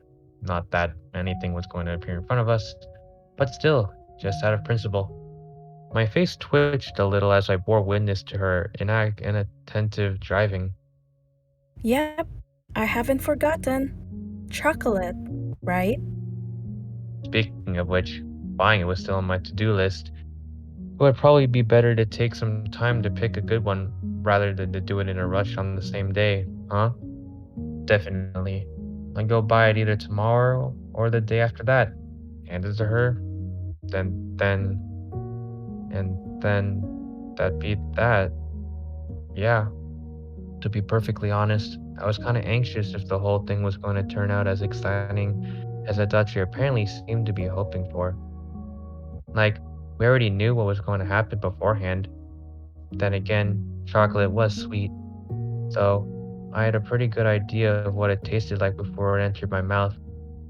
There were still times that I found myself wanting to eat it. Perhaps it was just like Adachi had said, and there was something meaningful about hope that was visible to you. 12th of February, Wednesday. I'll probably make it in time at this pace, I thought to myself as I slowed down my walking speed near the graveyard. An intense gust of winter wind blew against my skin, hot from running, cooling it down considerably. I heard that it had started getting windy sometime around midnight, but as morning rolled around, that had still been the case. Standing outside, I could hear the sound of feet sweeping across the sky above me. Little me had believed that sound to be that of clouds rubbing together. Perhaps I should learn from Adachi and get a part-time job of my own in order to make enough money to buy a bike. I seriously considered that option as I tried to catch my breath. After all, with it on a bike, I was technically shared by our family. In practice, Mom was the only one who ever got to use it, however. I didn't even need to her to let me use it all of the time. Just the mornings when I was running late, like right now, would have been plenty. Each time I asked, she refused, however, always stating that it was my own fault for leaving. Fair enough. Still, it was kinda mean of her.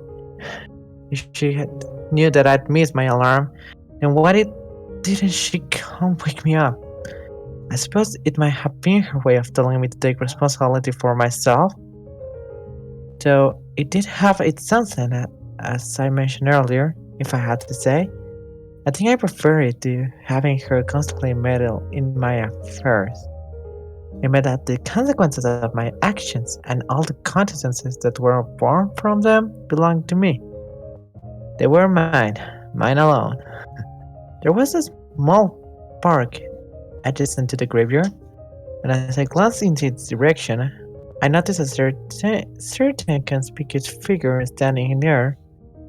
Her hair was tied in a bow behind her head, which the intense gust of wind caused to flap like the wings of a butterfly. The bow even let off blue scales as it fluttered in the wind, making it seem like that really was what it was. Yashiro was in the middle of doing gymnastics. 1, 2, 1. I heard her repeat as she stretched her sides in a casual manner, facing the side of the park adjacent to the graveyard. Needless to say, there wasn't anyone with her. As I stared at her, Only a single impression came to mind. She really was a weirdo. She hadn't noticed me yet, and I did seriously consider walking past her without stopping. Then again, there was no way that I could just ignore a child without a backpack on this time of the day.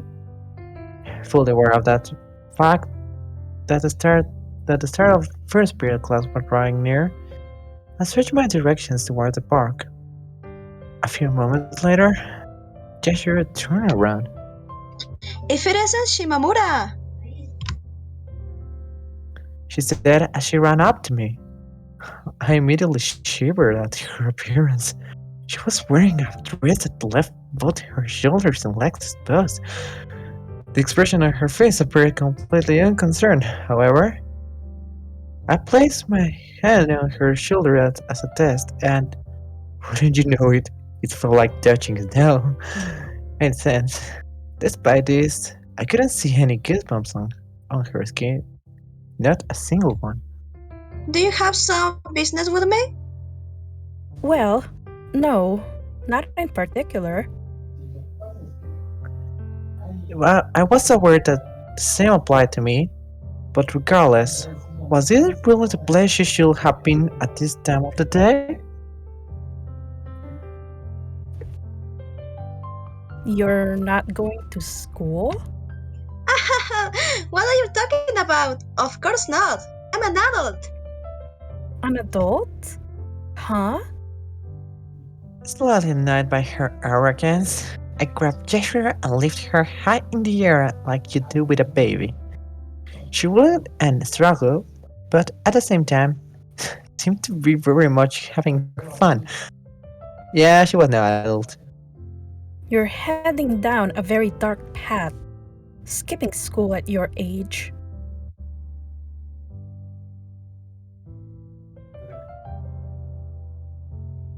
I said as I shook her from left to right. She was a bit lighter than my sister, letting me do so without any trouble. With each shake, a handful of blue particles came off her, only to be scattered around by the wind blowing around us. This allowed me to follow the flow of the wind, normally invisible, with my eyes. Honestly, it was kinda interesting. I'm not sure what you mean. I'm more than 680 years old.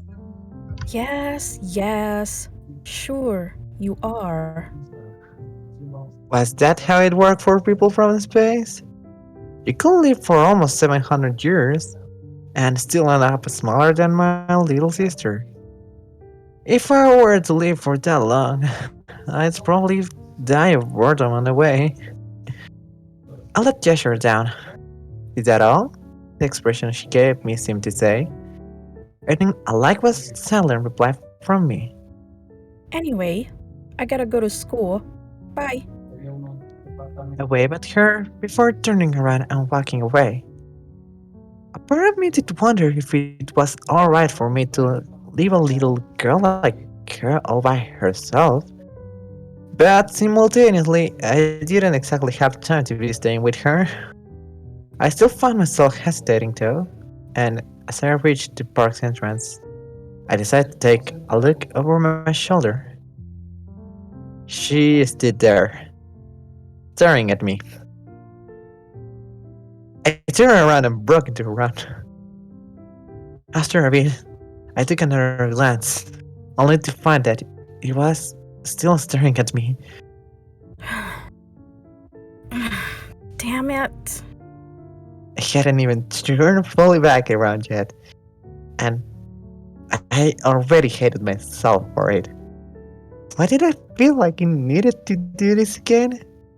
Why was I acting like her big sister? Yashiro welcomed me with a broad smile as I walked back to her. This ninja technique is quite useful. Ninja technique? Yes, the art of silently staring at someone until they're forced to turn around. Yashiro stated before placing her hands on top of each other and assuming a ninjesque pose. And who is 680 years old again? I found myself wanting to ask her. That's not a ninja technique. It's just me being a super nice person and walking back to you. Indeed, you're a super nice person, Shimamura. What was meant to be a joke ended up being taken at face value by Yashiro. I didn't really know how to respond. It was kinda embarrassing, that's for sure. Say thank you. Thank you. You're welcome. Yashiro shouted as she ran up to me and wrapped her stubby arms around my hips. Again, I hadn't wanted her to literally thank me. It just been something that I said to quickly change the topic. I stood there stiffly as Yashiro's forehead rubbed against my stomach, unsure what I was meant to do next. She really was innocent, wasn't she? Or perhaps simple minded was a more accurate way to describe it? If you asked the blue of her hair, I couldn't help but feel slightly put off. Why? Well, I wasn't sure. Perhaps it was just due to me being 16 years old, right in that period where I was no longer a child but not yet an adult either. Whatever the case might be, there was something about such straightforwardness, one severe due, that I found difficult to accept, that made my eyes and mouth grow narrow. I wonder what it was.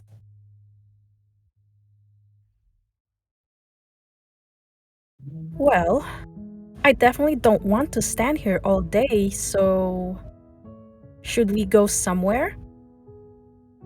Maybe I should take her to a coffee shop or something? Or maybe not. The more I thought about the idea, the worse it sounded. For one, I was wearing a school uniform. Plus, although we knew each other by sight, in practice we were still total strangers. It wasn't hard to imagine people thinking that I was a kidnapper or something if they saw me walking around with a child like that. Escorting her home didn't sound like it would be a bad choice either, although that will mean having to ask her where she lived first. And I had a strong feeling that whatever she gave me as an answer, it wouldn't be a place that I was physically able to reach. Not that I believed that she was actually an alien or anything.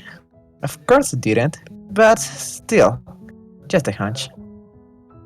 Nowhere to go, huh? In a flash, an image of the gym's second floor appeared in my mind. It had been where I myself had arrived at a side rift about, searching for a place where I could be free from the stares of teachers and other students. Why don't we go to your house, Shimamura? Yashiro proposed. Her arms still wrapped around me. My house? Well, Mom had probably left already. There shouldn't technically be anything stopping us. Why did I hesitate then? Well, it just felt to me that if I were to return home now, I would most likely stay there for the rest of the day instead of going to school like I was supposed to. Is Shou there? Show? Oh, you mean my sister? Jeffrey nodded repeatedly, clearly looking forward to seeing her. Unfortunately for her, those wishes were soon crushed as I opened my mouth. No, she's at school. Oh, Her reaction of disappointment sounded quite exaggerated. She went as far as to take a step back away from me, freeing up my legs. As if after one last look towards the graveyard and the school road that continued beyond it, I scratched my head and stated, Well, whatever. Doing it once isn't going to hurt anyone. I decided that I'd take responsibility for my own actions and skip school for the day. It was a little strange walking forward with something blue constantly hopping up and down in the corner of my eye. Plus, what a waste it had been to walk all the way here through the cold, only to immediately turn back. I hated the cold, and I hated things that were bothersome, and here I was falling victim to both. It had become the norm for me to think of things as being not bad, but for once I stumbled across something that was just bad. I taken off my jacket and crawled into the bed. Until I did know that falling asleep in my school uniform was something that I was most certainly going to regret later. It hadn't been enough to stop me from doing exactly that. Later, right on the verge of sleep, Yashiro's loud snoring filling my ears. She insisted upon choosing my arm as her pillow, and as a result, everything from my elbow up now felt completely numb. Also, was this really the kind of face someone who was 680 years old made in their sleep? Definitely not.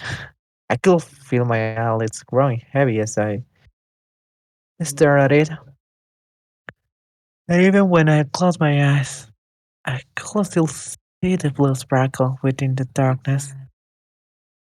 I had a feeling that the dream I'd see if I were to fall asleep now will be a bright one, a fluffy one. How much time had passed? I wasn't sure. The sound of the doorbell ringing caused me to slowly open my eyes. I was still far too tired to get out of bed, however. Yashiro, on the other hand, practically sprang up. Are you sleeping, Shimamura?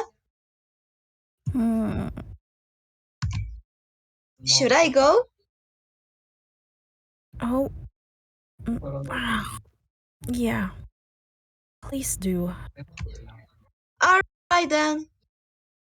With light steps, she ran towards the entrance. I was quite impressed, honestly.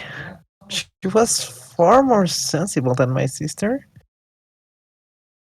Chuckling to myself, I turned over, but just as I was about to fall asleep again, I realized that sending Yashiro to the door might not have been the best choice.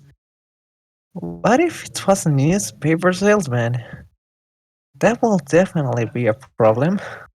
Or a person from the neighborhood handing out notices? Same thing. Honestly, I couldn't think of a single situation where her being the one to open the door will be fine. I reluctantly got up and began heading towards the entrance myself. My head felt incredibly heavy, almost as if I was still half asleep. Rubbing my eyes, I exited my room, only to find Adachi standing in the hallway. She was wearing her uniform, and I can only assume that she was currently on her way home from school.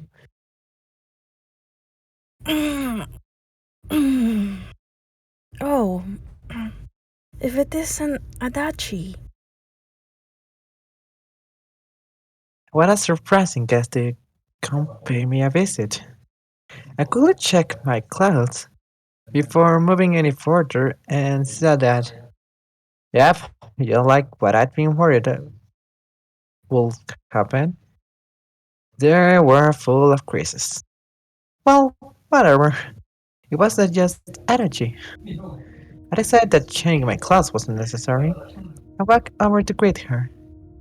Come to think of it, where had the blue-haired niece disappeared to?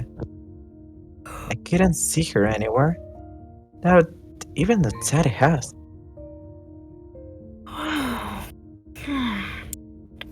Where's Yashiro? She said she was going out to procure dinner and left.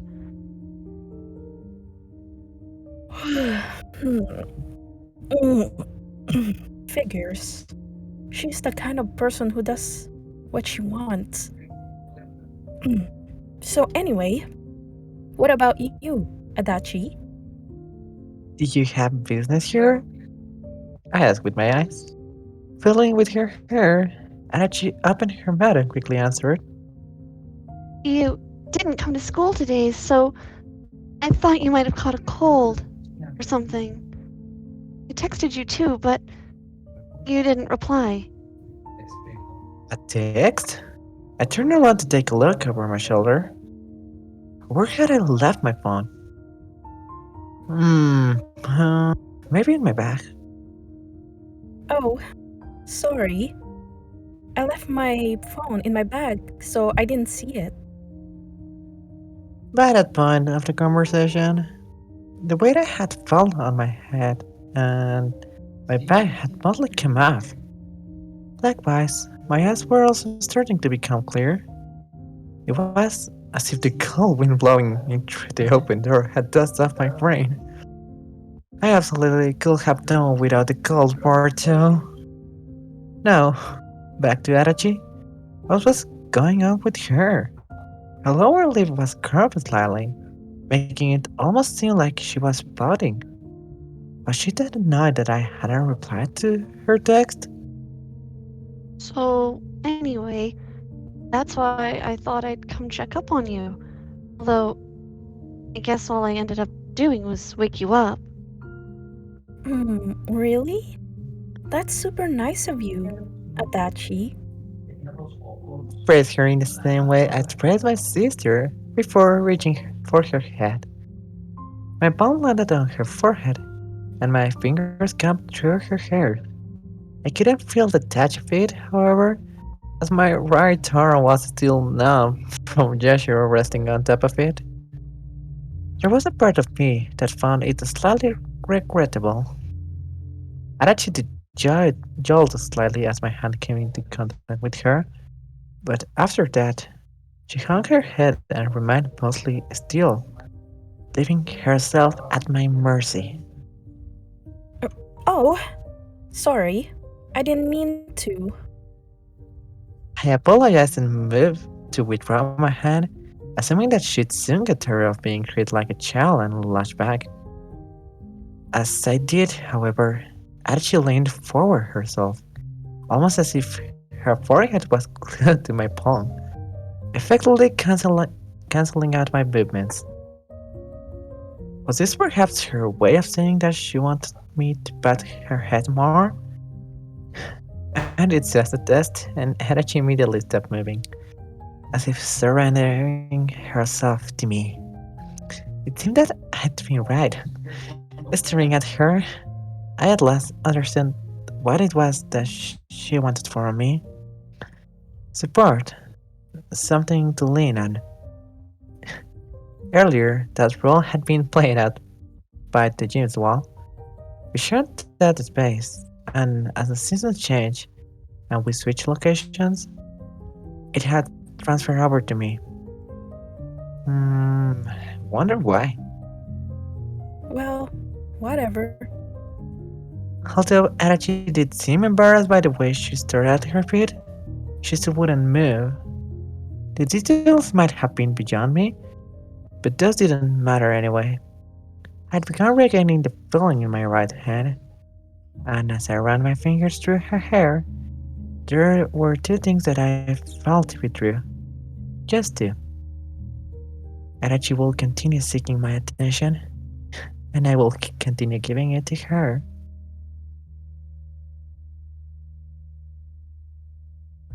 13th of February, Thursday.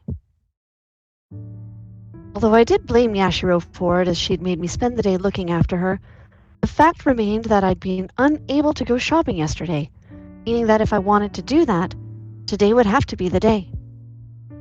Where should I go, though? That was the question I found myself struggling to answer during gym class. One option I considered was going to the supermarket and grabbing one of the many chocolate bars they sold there. Somehow, those didn't feel like gifts to me. They were more like snacks. Chocolate was tricky. While a single bar might have been plenty for my little sister, I got the impression that it wouldn't be for Adachi. just a hunch. The difference between a gift and a snack seemed like something that demanded a bit of thought. Volleyball flew back and forth before me. Neither Adachi nor I were participating in the game. Hino and Nagafuji were. I followed them with my eyes as they ran around the court. Hino was one thing, but as far as Nagafuji went, it was clear to me as an outside observer that her ridiculously excessive movements weren't contributing to her team's success whatsoever. She should have kept her glasses on. Adachi was sitting next to me. The gym was yellow in color, and as we sat there, side by side on the slightly sticky bench, I could almost hear the cicadas singing. I glanced at Adachi, and saw that her jaw was tilted upwards, her eyes turned towards the second floor. It seemed that I wasn't the only one thinking about that place. There was a chance that Adachi still wished that we could return there. However, we couldn't. Not right now. All that waited for us there was freezing cold. Seasons changed, and likewise, we were stuck in their flow, forced to go with them. Sitting there, I found myself wondering, was I really fine with that? After turning my head back while pretending not to have noticed Adachi's stare, I began forming my plans for what I'd do once school was over. A candy store near the bookshop would probably be a good place to do some shopping. The parking lot next to it was always filled with cars when I walked past it, indicating to me that the store was quite popular and therefore likely inexpensive. If I remembered right, it was also where we'd gotten the cake for my little sister's birthday. Although, then again, the only impression that thing had left taste-wise was overbearing sweetness and not much else. I could take a train to Nagoya, find a department store there, and have as many choices as I wanted. The only problem with that plan was that I was far too lazy to actually do it.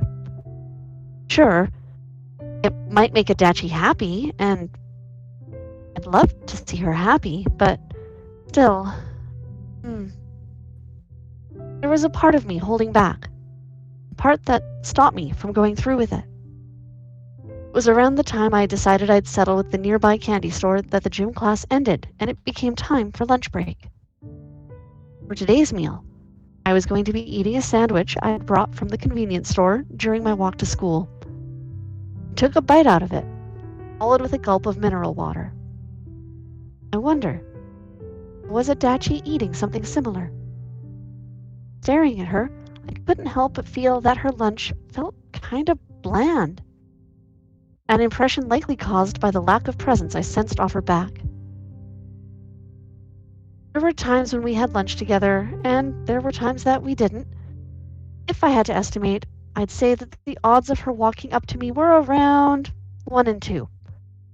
In school, every day was more or less a repeat of the previous one, and though it was kind of strange for there to be so much deviation in her behavior, I found myself slightly curious as to what exactly did Adachi use to determine when to leave her seat. Was it on days that she was in a good mood that she walked over?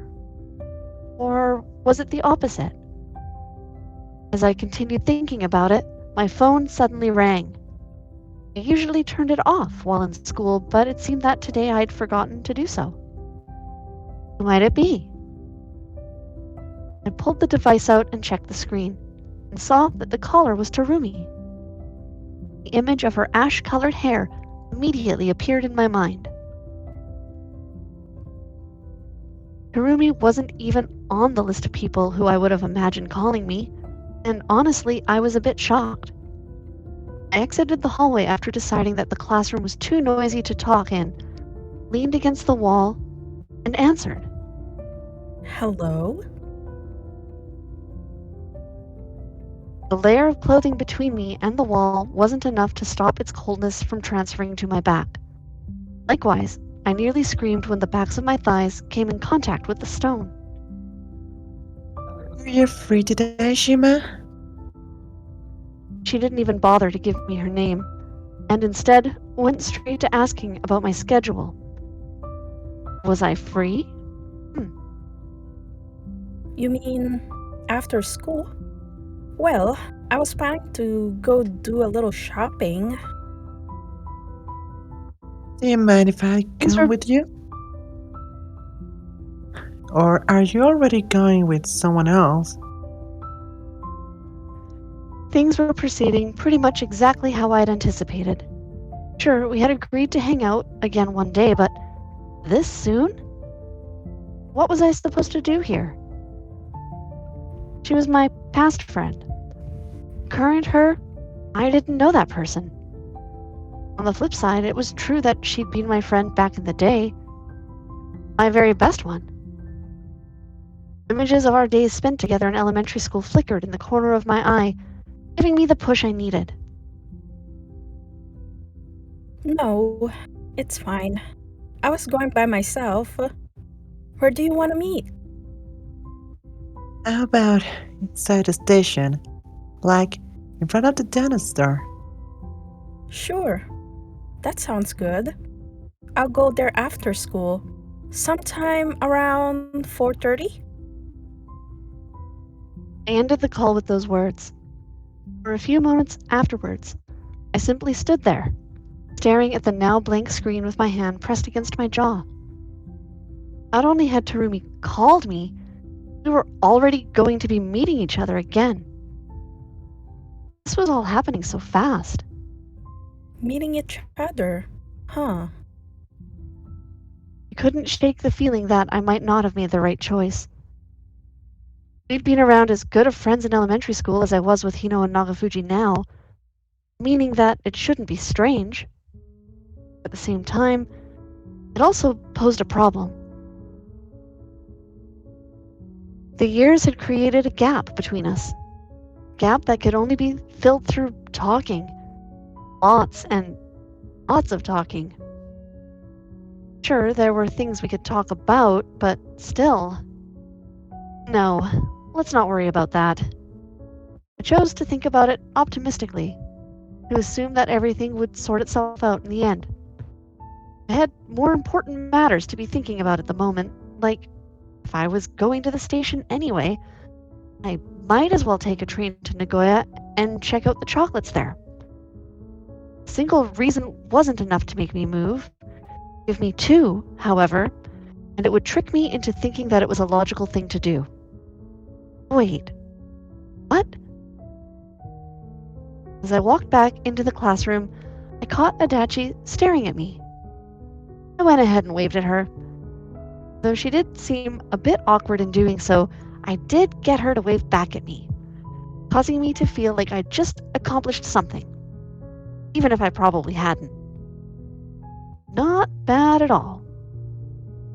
With that thought in my mind, I returned to my seat, just in time to catch Nagafuji taking a bite out of my sandwich. She appeared to be in no rush, as shown by the calm manner in which she chewed the piece of bread inside her mouth.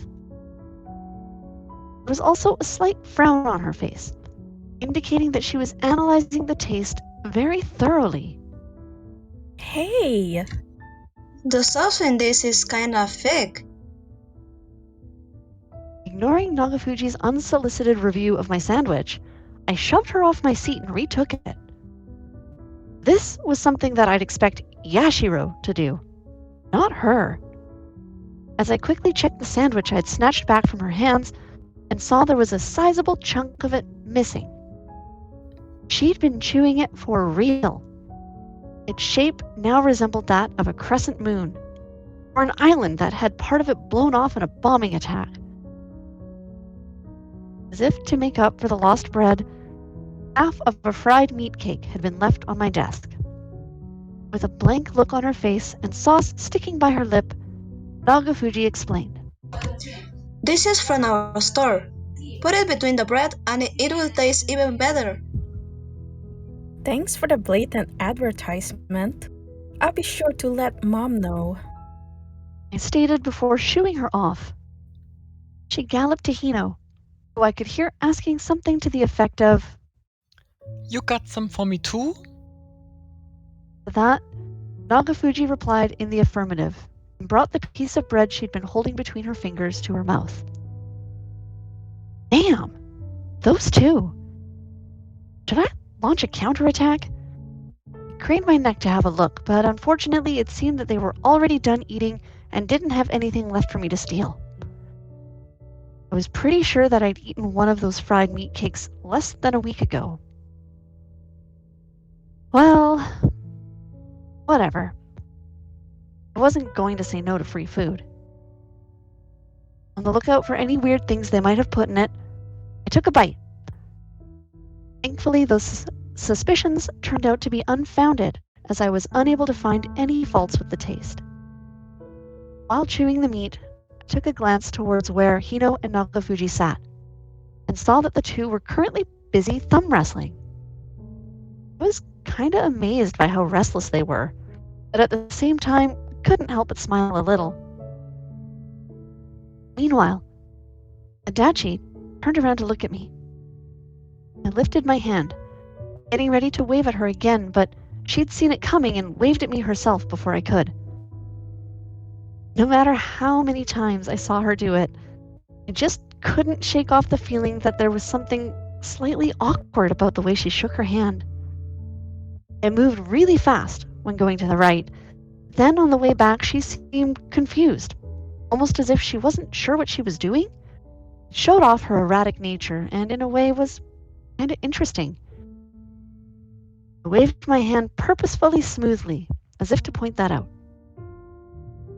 My heart bounced just a little bit more than during your average bland lunch break.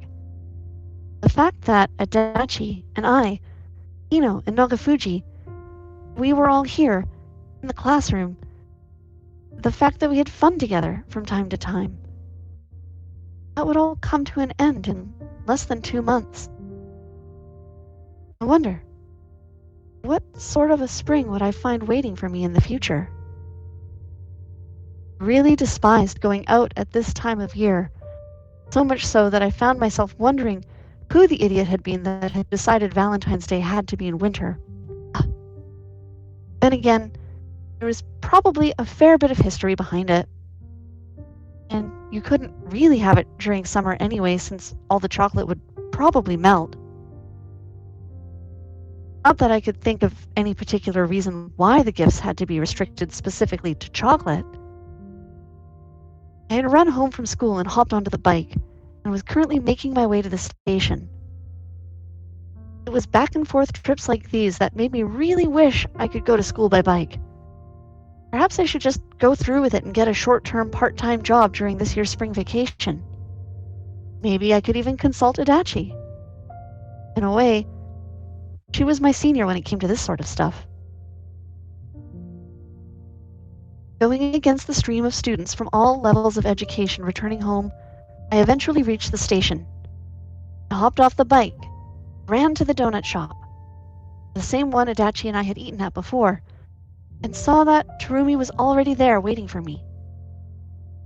She had her school uniform on, but wasn't carrying a bag. She noticed me. She quickly put back on the shoes she'd taken off. Yo, Evening. Oh, crap. Wrong word. It wasn't even evening yet. I thought about correcting myself, but decided not to. With Tarumi having put her shoes on and gotten up, we hopped onto the escalator next to us. I hadn't explained anything to her yet, but for some reason she too seemed to be under the impression that we were heading to Nagoya. Staring at her back, couldn't help but feel slightly out of place. It was kind of like being with a total stranger. what are you shopping for? Chocolate. Chocolate? What, you have a boyfriend, Shima? Tarumi asked, sounding extremely interested. Personally, between her and me, I thought she seemed more likely to have one. No, I don't. I'm just buying it to give to a friend. A certain realization hit me as those words left my mouth. I was now at an age where that sort of stuff was part of conversation. When putting my memories back to back against the present and comparing them, the former always ended up coming out on the bottom. There was a certain sense of loneliness I felt with regard to that, one that pounded my chest lightly. Yeah. Our conversation dragged along the ground, like a small bird trying to get into the air but failing. Both of us certainly did want to fly over the gap between us, but unfortunately our wings remained folded. Time had caused them to grow stiff. We got to the second floor, and as I bought tickets from the machine there, I was reminded of Adachi. I could more or less guess how she would react if she was to see me with another friend. I didn't want that to happen. Not again. It was rare for me to use the station to begin with, and even more so to walk through the ticket gates during the evening. We passed by a group of high school students coming from Nagoya on the stairs. Tarumi began walking slightly faster as she saw them, and I too picked up the pace to keep up with her. It seemed that she had judged that the train to Nagoya had arrived.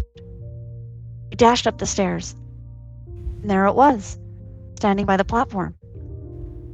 According to the announcement that played shortly after, the train would be leaving soon, and so we wasted no time getting barely in through the nearest entrance.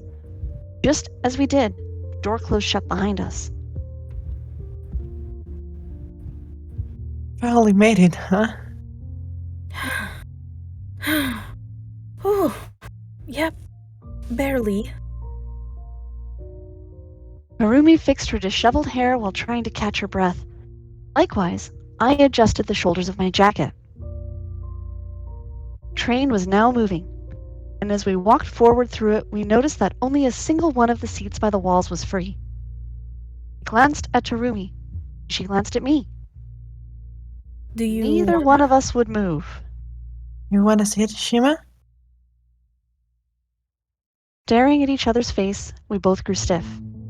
The atmosphere between us was quite delicate, and it was almost as if our eyes and voices alike were dodging to the side to avoid it. Well... Alright then. I'll sit. Yeah. I eventually gave up and sat down. It might have been easy to think of this as us both trying to be polite, but that wasn't exactly what had happened here. It had been something colder than that. Neither of us had wanted to be the one to make the first move. Most of this could likely have been avoided if there had been 2 empty seats instead of just one. If only. In any case, even now that I was sitting down, I still couldn't help but feel a little restless.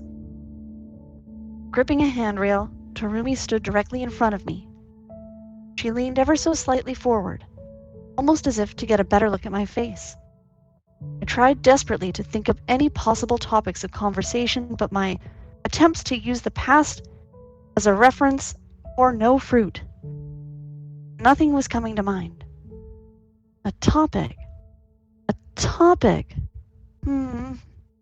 Favorite sweets? Recent trips? Anime? It was no use. My mind was in shambles, and even when I attempted to look for any remaining scraps of memory, I only ended up getting distracted. With the past out of the question, I decided to ask her about the present. So, you're in high school? Huh? Yep. School uniform and all. Harumi laughed while simultaneously pulling out the sleeve of her uniform from under her jacket. It almost sounded like she was laughing at how stupid my question had been. You're in high school too, huh? Shima? Yeah, I am. Of course, we were the same age. Once this boring exchange of facts we both already knew was over, silence once again fell between us. It seemed that we no longer had anything to talk about. Sure, Adachi and I were no strangers to awkward silence ourselves, but this felt different. While the air around us might have grown stagnant in a similar manner whenever we fall silent, it could always be ventilated. Whereas with Tarumi, I felt that it came mixed with liquids that had oxidized over the years. I knew what the right thing to do here was. We needed to toss away the old and replace it with the new.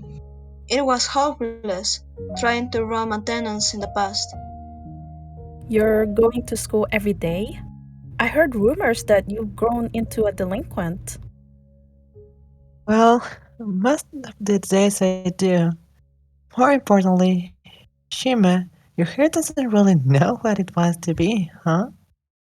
Tarumi grabbed a strand of my hair between her fingers as she asked that. She then separated into two parts, brown and black. They danced in the air like the antennas of a bug, and I too found myself chasing them with my eyes. Brown and black, the current me and the past me. Shima, do you remember the nickname you used to call me in elementary school? Tarumi asked while leaning even farther forward. I couldn't help but feel slightly startled, both by her questions and her face as she stared at me in the eyes. I tried reaching for the pass, but all that did was make one of the many thorns covered it pierce my finger. No, sorry. I must have forgotten.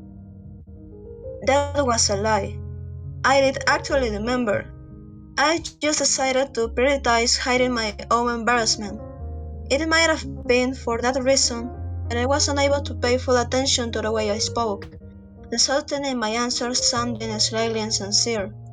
For a moment, both Tarumi's mouth and eyes remained open, as if staggered by my reply. Aware of my mistake, I assumed a similar expression, albeit with my lips pushed tight. She let go of my hair and closed her eyes. With them still closed shut, she spoke. You've changed quite a bit, Shima. I suppose. She was right. That might very well have been the single biggest problem here. And it wasn't that I only changed slightly. No, I saw the past as practically a different person. I'd been so immensely cheerful back then, so sociable, so stupid, so free. In a lot of ways, my wild nature had resembled that of Yashiro. It had likely been that version of me that Tarumi had been expecting to meet. Honestly, I felt awkward, unsure what to do. In some sense, I turned into Adachi. I was forced to face the fact that in reality, the change had gone through hadn't been as elegant as I remembered it to be. Tarumi turned her back to me, and likewise, I moved to look at the scenery through the window.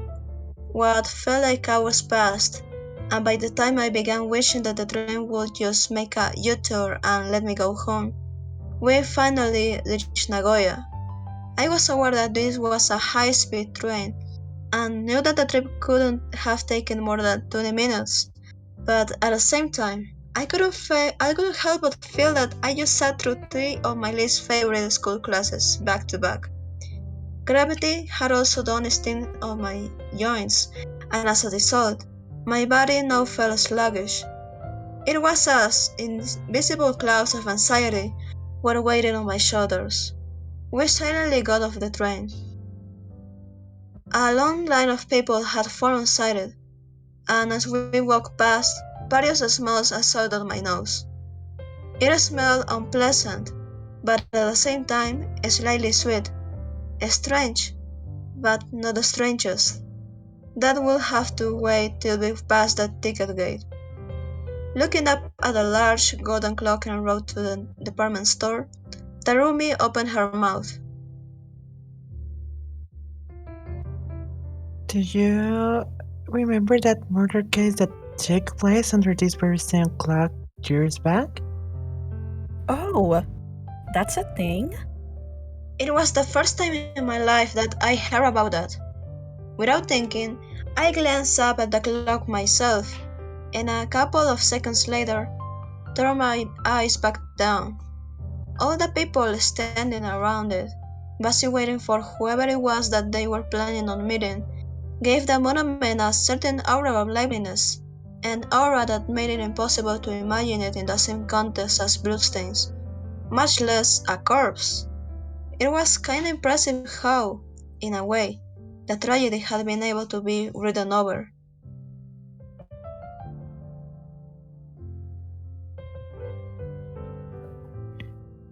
Yeah, it, it happened.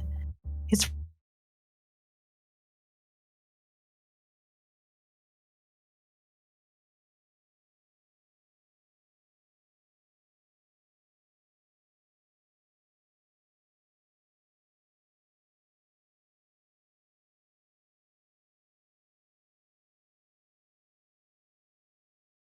Upon first, and I followed closely after her. I wasn't sure why, but as I stood there, I felt kinda out of place, much like the previous times I'd been there. Here, the basement floor of the store was bustling with people. The lights were quite bright as well, perhaps even oddly so, further pushing the sense of discomfort I felt.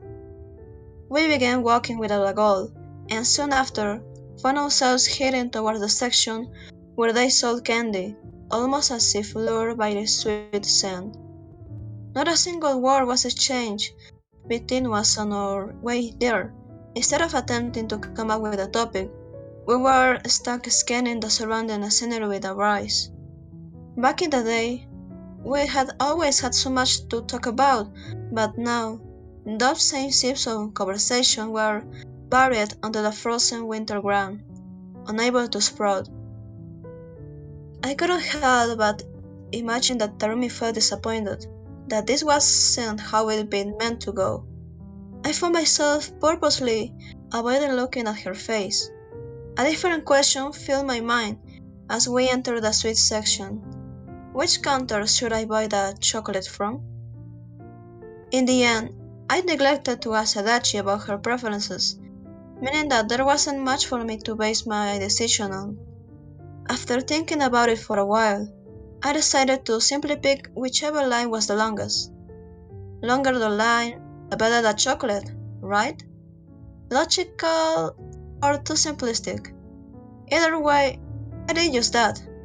Tarumi followed after me, leading me to wonder what reason there was for her to stand in line if she wasn't going to buy anything. Honestly, I felt kinda bad for making her stick with me. No, wait, was that a good thing to say? It made it sound like I was treating her more as a stranger than a friend. Although, I guess that was the point. We were strangers. The line kept hustling and bustling, and it was us who made it cold, as if holding winter in its place. After some time queuing, the chocolate had now been purchased. A pair of deep sighs left both of our mouths. My shoulders were stiff, and a part of my head felt heavy. The sensation was similar to that following a workout where you went out of your way to use muscles that you weren't used to moving. Just instead of muscles, the fatigue was felt by parts of my brain, lacking in terms of experience dealing with other people. Based on the impression I got of her, it seemed that this feeling was shared by Tarumi. It was a bit sad, how that appeared to be the only thing we could hold in common. Even as we walked back to the escalator and returned to the first floor, the only sound that could be heard was that of the paper bag rustling. It was just outside the station that my eyes came across an electric notice board meant to display an advertisement. The board was pitch black and currently not displaying anything, and behind it spread out a purple sky. Where should we go next? Should we drop by somewhere? Those were all questions that I shouldn't have had any problem asking, and yet the words just wouldn't come out. I was stuck, unable to look anywhere but straight forward. Tarumi was waiting for me to speak. Most likely, she was waiting for the past me. That had probably been her one mistake all along. The words that the current me spoke were dull, only motivated by my desire to get away from the cold. So, should we head back? Yeah, Unbearable. That seemed like an appropriate way to describe the situation. I felt like I needed to get away. She'd likely been expecting more. Something probably should have happened. Yet, in reality, all that remained in between us was this oppressive atmosphere. One that, in a way, felt even a bit annoying. If I was forced to blame one of us for this, then I'd probably blame myself. Unsure as how to reignite our old friendship, I was left shivering in the cold. In the end, we walked straight back to the ticket gates without dropping by somewhere first. To be perfectly honest, I hadn't been expecting this shopping trip to be over this quickly. I spent more time standing in line for a chocolate than facing Tarumi. Rest assured, trusting mom that I wouldn't need dinner hadn't been motivated by me anticipating that this would be the way things turned out. Even if, when looking at the outcome, it turned out to have been the right choice. I glanced at Tarumi over my shoulder and saw her scratching her head. Her eyes were also closed, making it seem like she was slightly tired. It felt surprisingly painful to have your past friend, be disappointed in you. hmm. On my right, I saw the night, and on my left, the end of twilight, separating me from the train car. The train was filled with people on their way back home, and as it continued looking me about, I went ahead and shone the lamp that was my thoughts beyond the dusk. What was it that people saw when they peered into the past? A once happy world? The version of themselves that used to be pure and innocent? Ones that they wish they could forget? Those were all things that I, too, could see. Yet, my past was bound with thorns. Trying to reach for it always resulted in my still immature self getting stung by them. Likewise, any attempts at pulling it towards myself would end with my palms in shreds. There weren't any particularly bad memories lurking in my past or anything like that. No, it was the vast difference between the past me and the current me that I wished to avoid facing. Thinking about it along that line, it dawned on me just how conservative I was when it came to this topic. Or better put, it was surprising how much I liked myself. I didn't want the current me to change, and simultaneously wished to forget all about the past me and how shamelessly she'd behaved. Puberty sure is the time of self-consciousness, huh? I thought, mocking myself in an attempt to fake being calm. While I was doing that, my phone rang. It was quite noisy inside the train car, but as I had been talking to myself, I'd been able to hear it. It was a text from Adachi. Hiding my phone from Tarumi, I went ahead and checked what she had to say. Are you free tomorrow? So, what would you say about going somewhere together? There was something about the message that made it seem like it had been typed in a rush. I couldn't help but giggle a little when I imagined Adachi using her phone while all flustered. My laugh had apparently been more audible than I imagined, as near instantly, Tarumi turned to look at me. What are you laughing about? Well, um, nothing. I mumbled, all the while hiding my mouth behind my hands. I didn't have it in me to tell her the truth. It felt that doing so would only further display the level of relationship that existed between us two at the present. As for Adachi's message, I went ahead and replied to it with a quick Sure. why? Because she was the connection that the current me held. The train eventually made its way back to our town. Tarumi got off first, and I followed soon after her. It was there that I noticed that we hadn't been walking side by side. Had it been Adachi, she would have insisted on walking next to me, mostly to allow her to hold my hand. The same had also been the case with Tarumi back in the day, and yet, right now, we were walking in a line, one after another. You could easily mistake us for strangers once we got in a crowd. Then again, I suppose that was what we were, strangers. We walked through the thickened gate, and there, Tarumi turned to look at me over her shoulder. I watched her raise her hand as she slowly disappeared into the stream of people, as I swallowed by it. Well then, bye.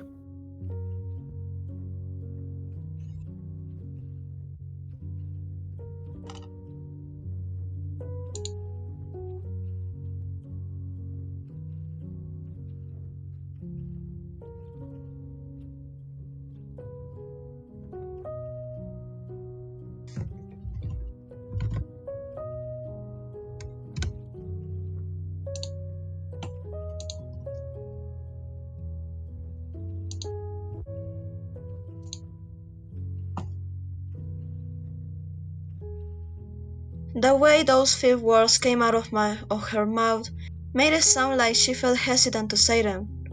I don't mind where I was, staring at her back. Was I really okay with this? That question continued looking me about, just like the train had done earlier. Something hadn't gone the way it had been meant to. At some point, I'd stumbled. I knew that I had. Collecting my mistakes would certainly lead to me feeling less regret. Although memories didn't age, I did. We did.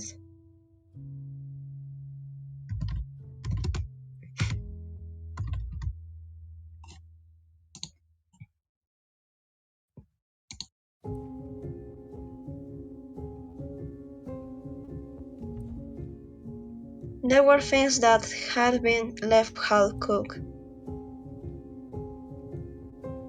There were things that hadn't been resolved.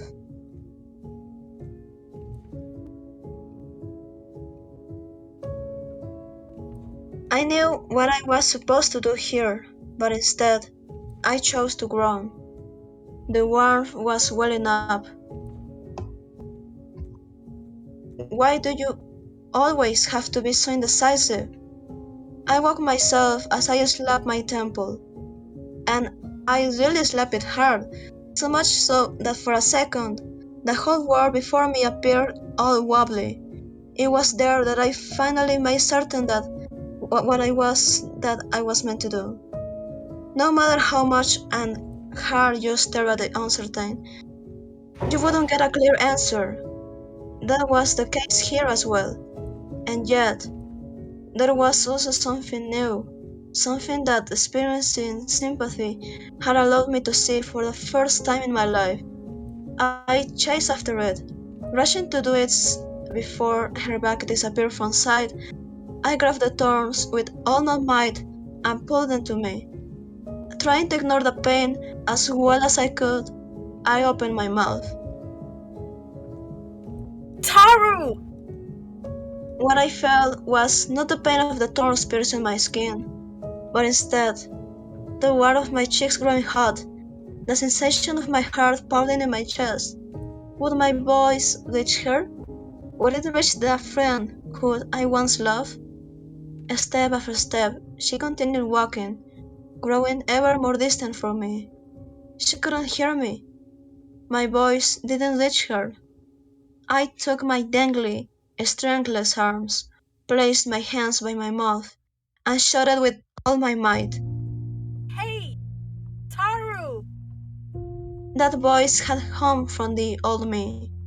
I was unable to cast away the present. It wasn't that easy for people to change who they were.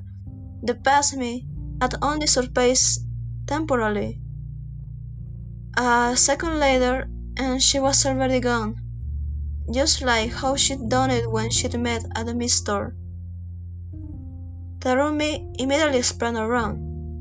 There was a look of shock on her face, and though I didn't see my own, not up, I'm grinning broadly.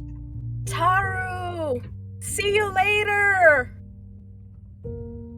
My voice naturally came out high, and also soft. It was just like back in the day when I naively believed that there would be one next time. It all came back to me. Those had been the last words I ever spoke to her in elementary school. Needless to say, I hadn't known that at the time. No, I genuinely thought that we'd be able to meet again in no time. It wasn't quite a promise, but rather a wish. A wish that we'd one day be united. I wonder, did Tarumi still remember it? In either case, her reaction was exactly the same as back then. A wide grin, smiling from ear to ear, that now delinquent waved her arm at me. Later! Just like in the past, we exchanged promise made of the wind. Would there be a next time? We didn't know.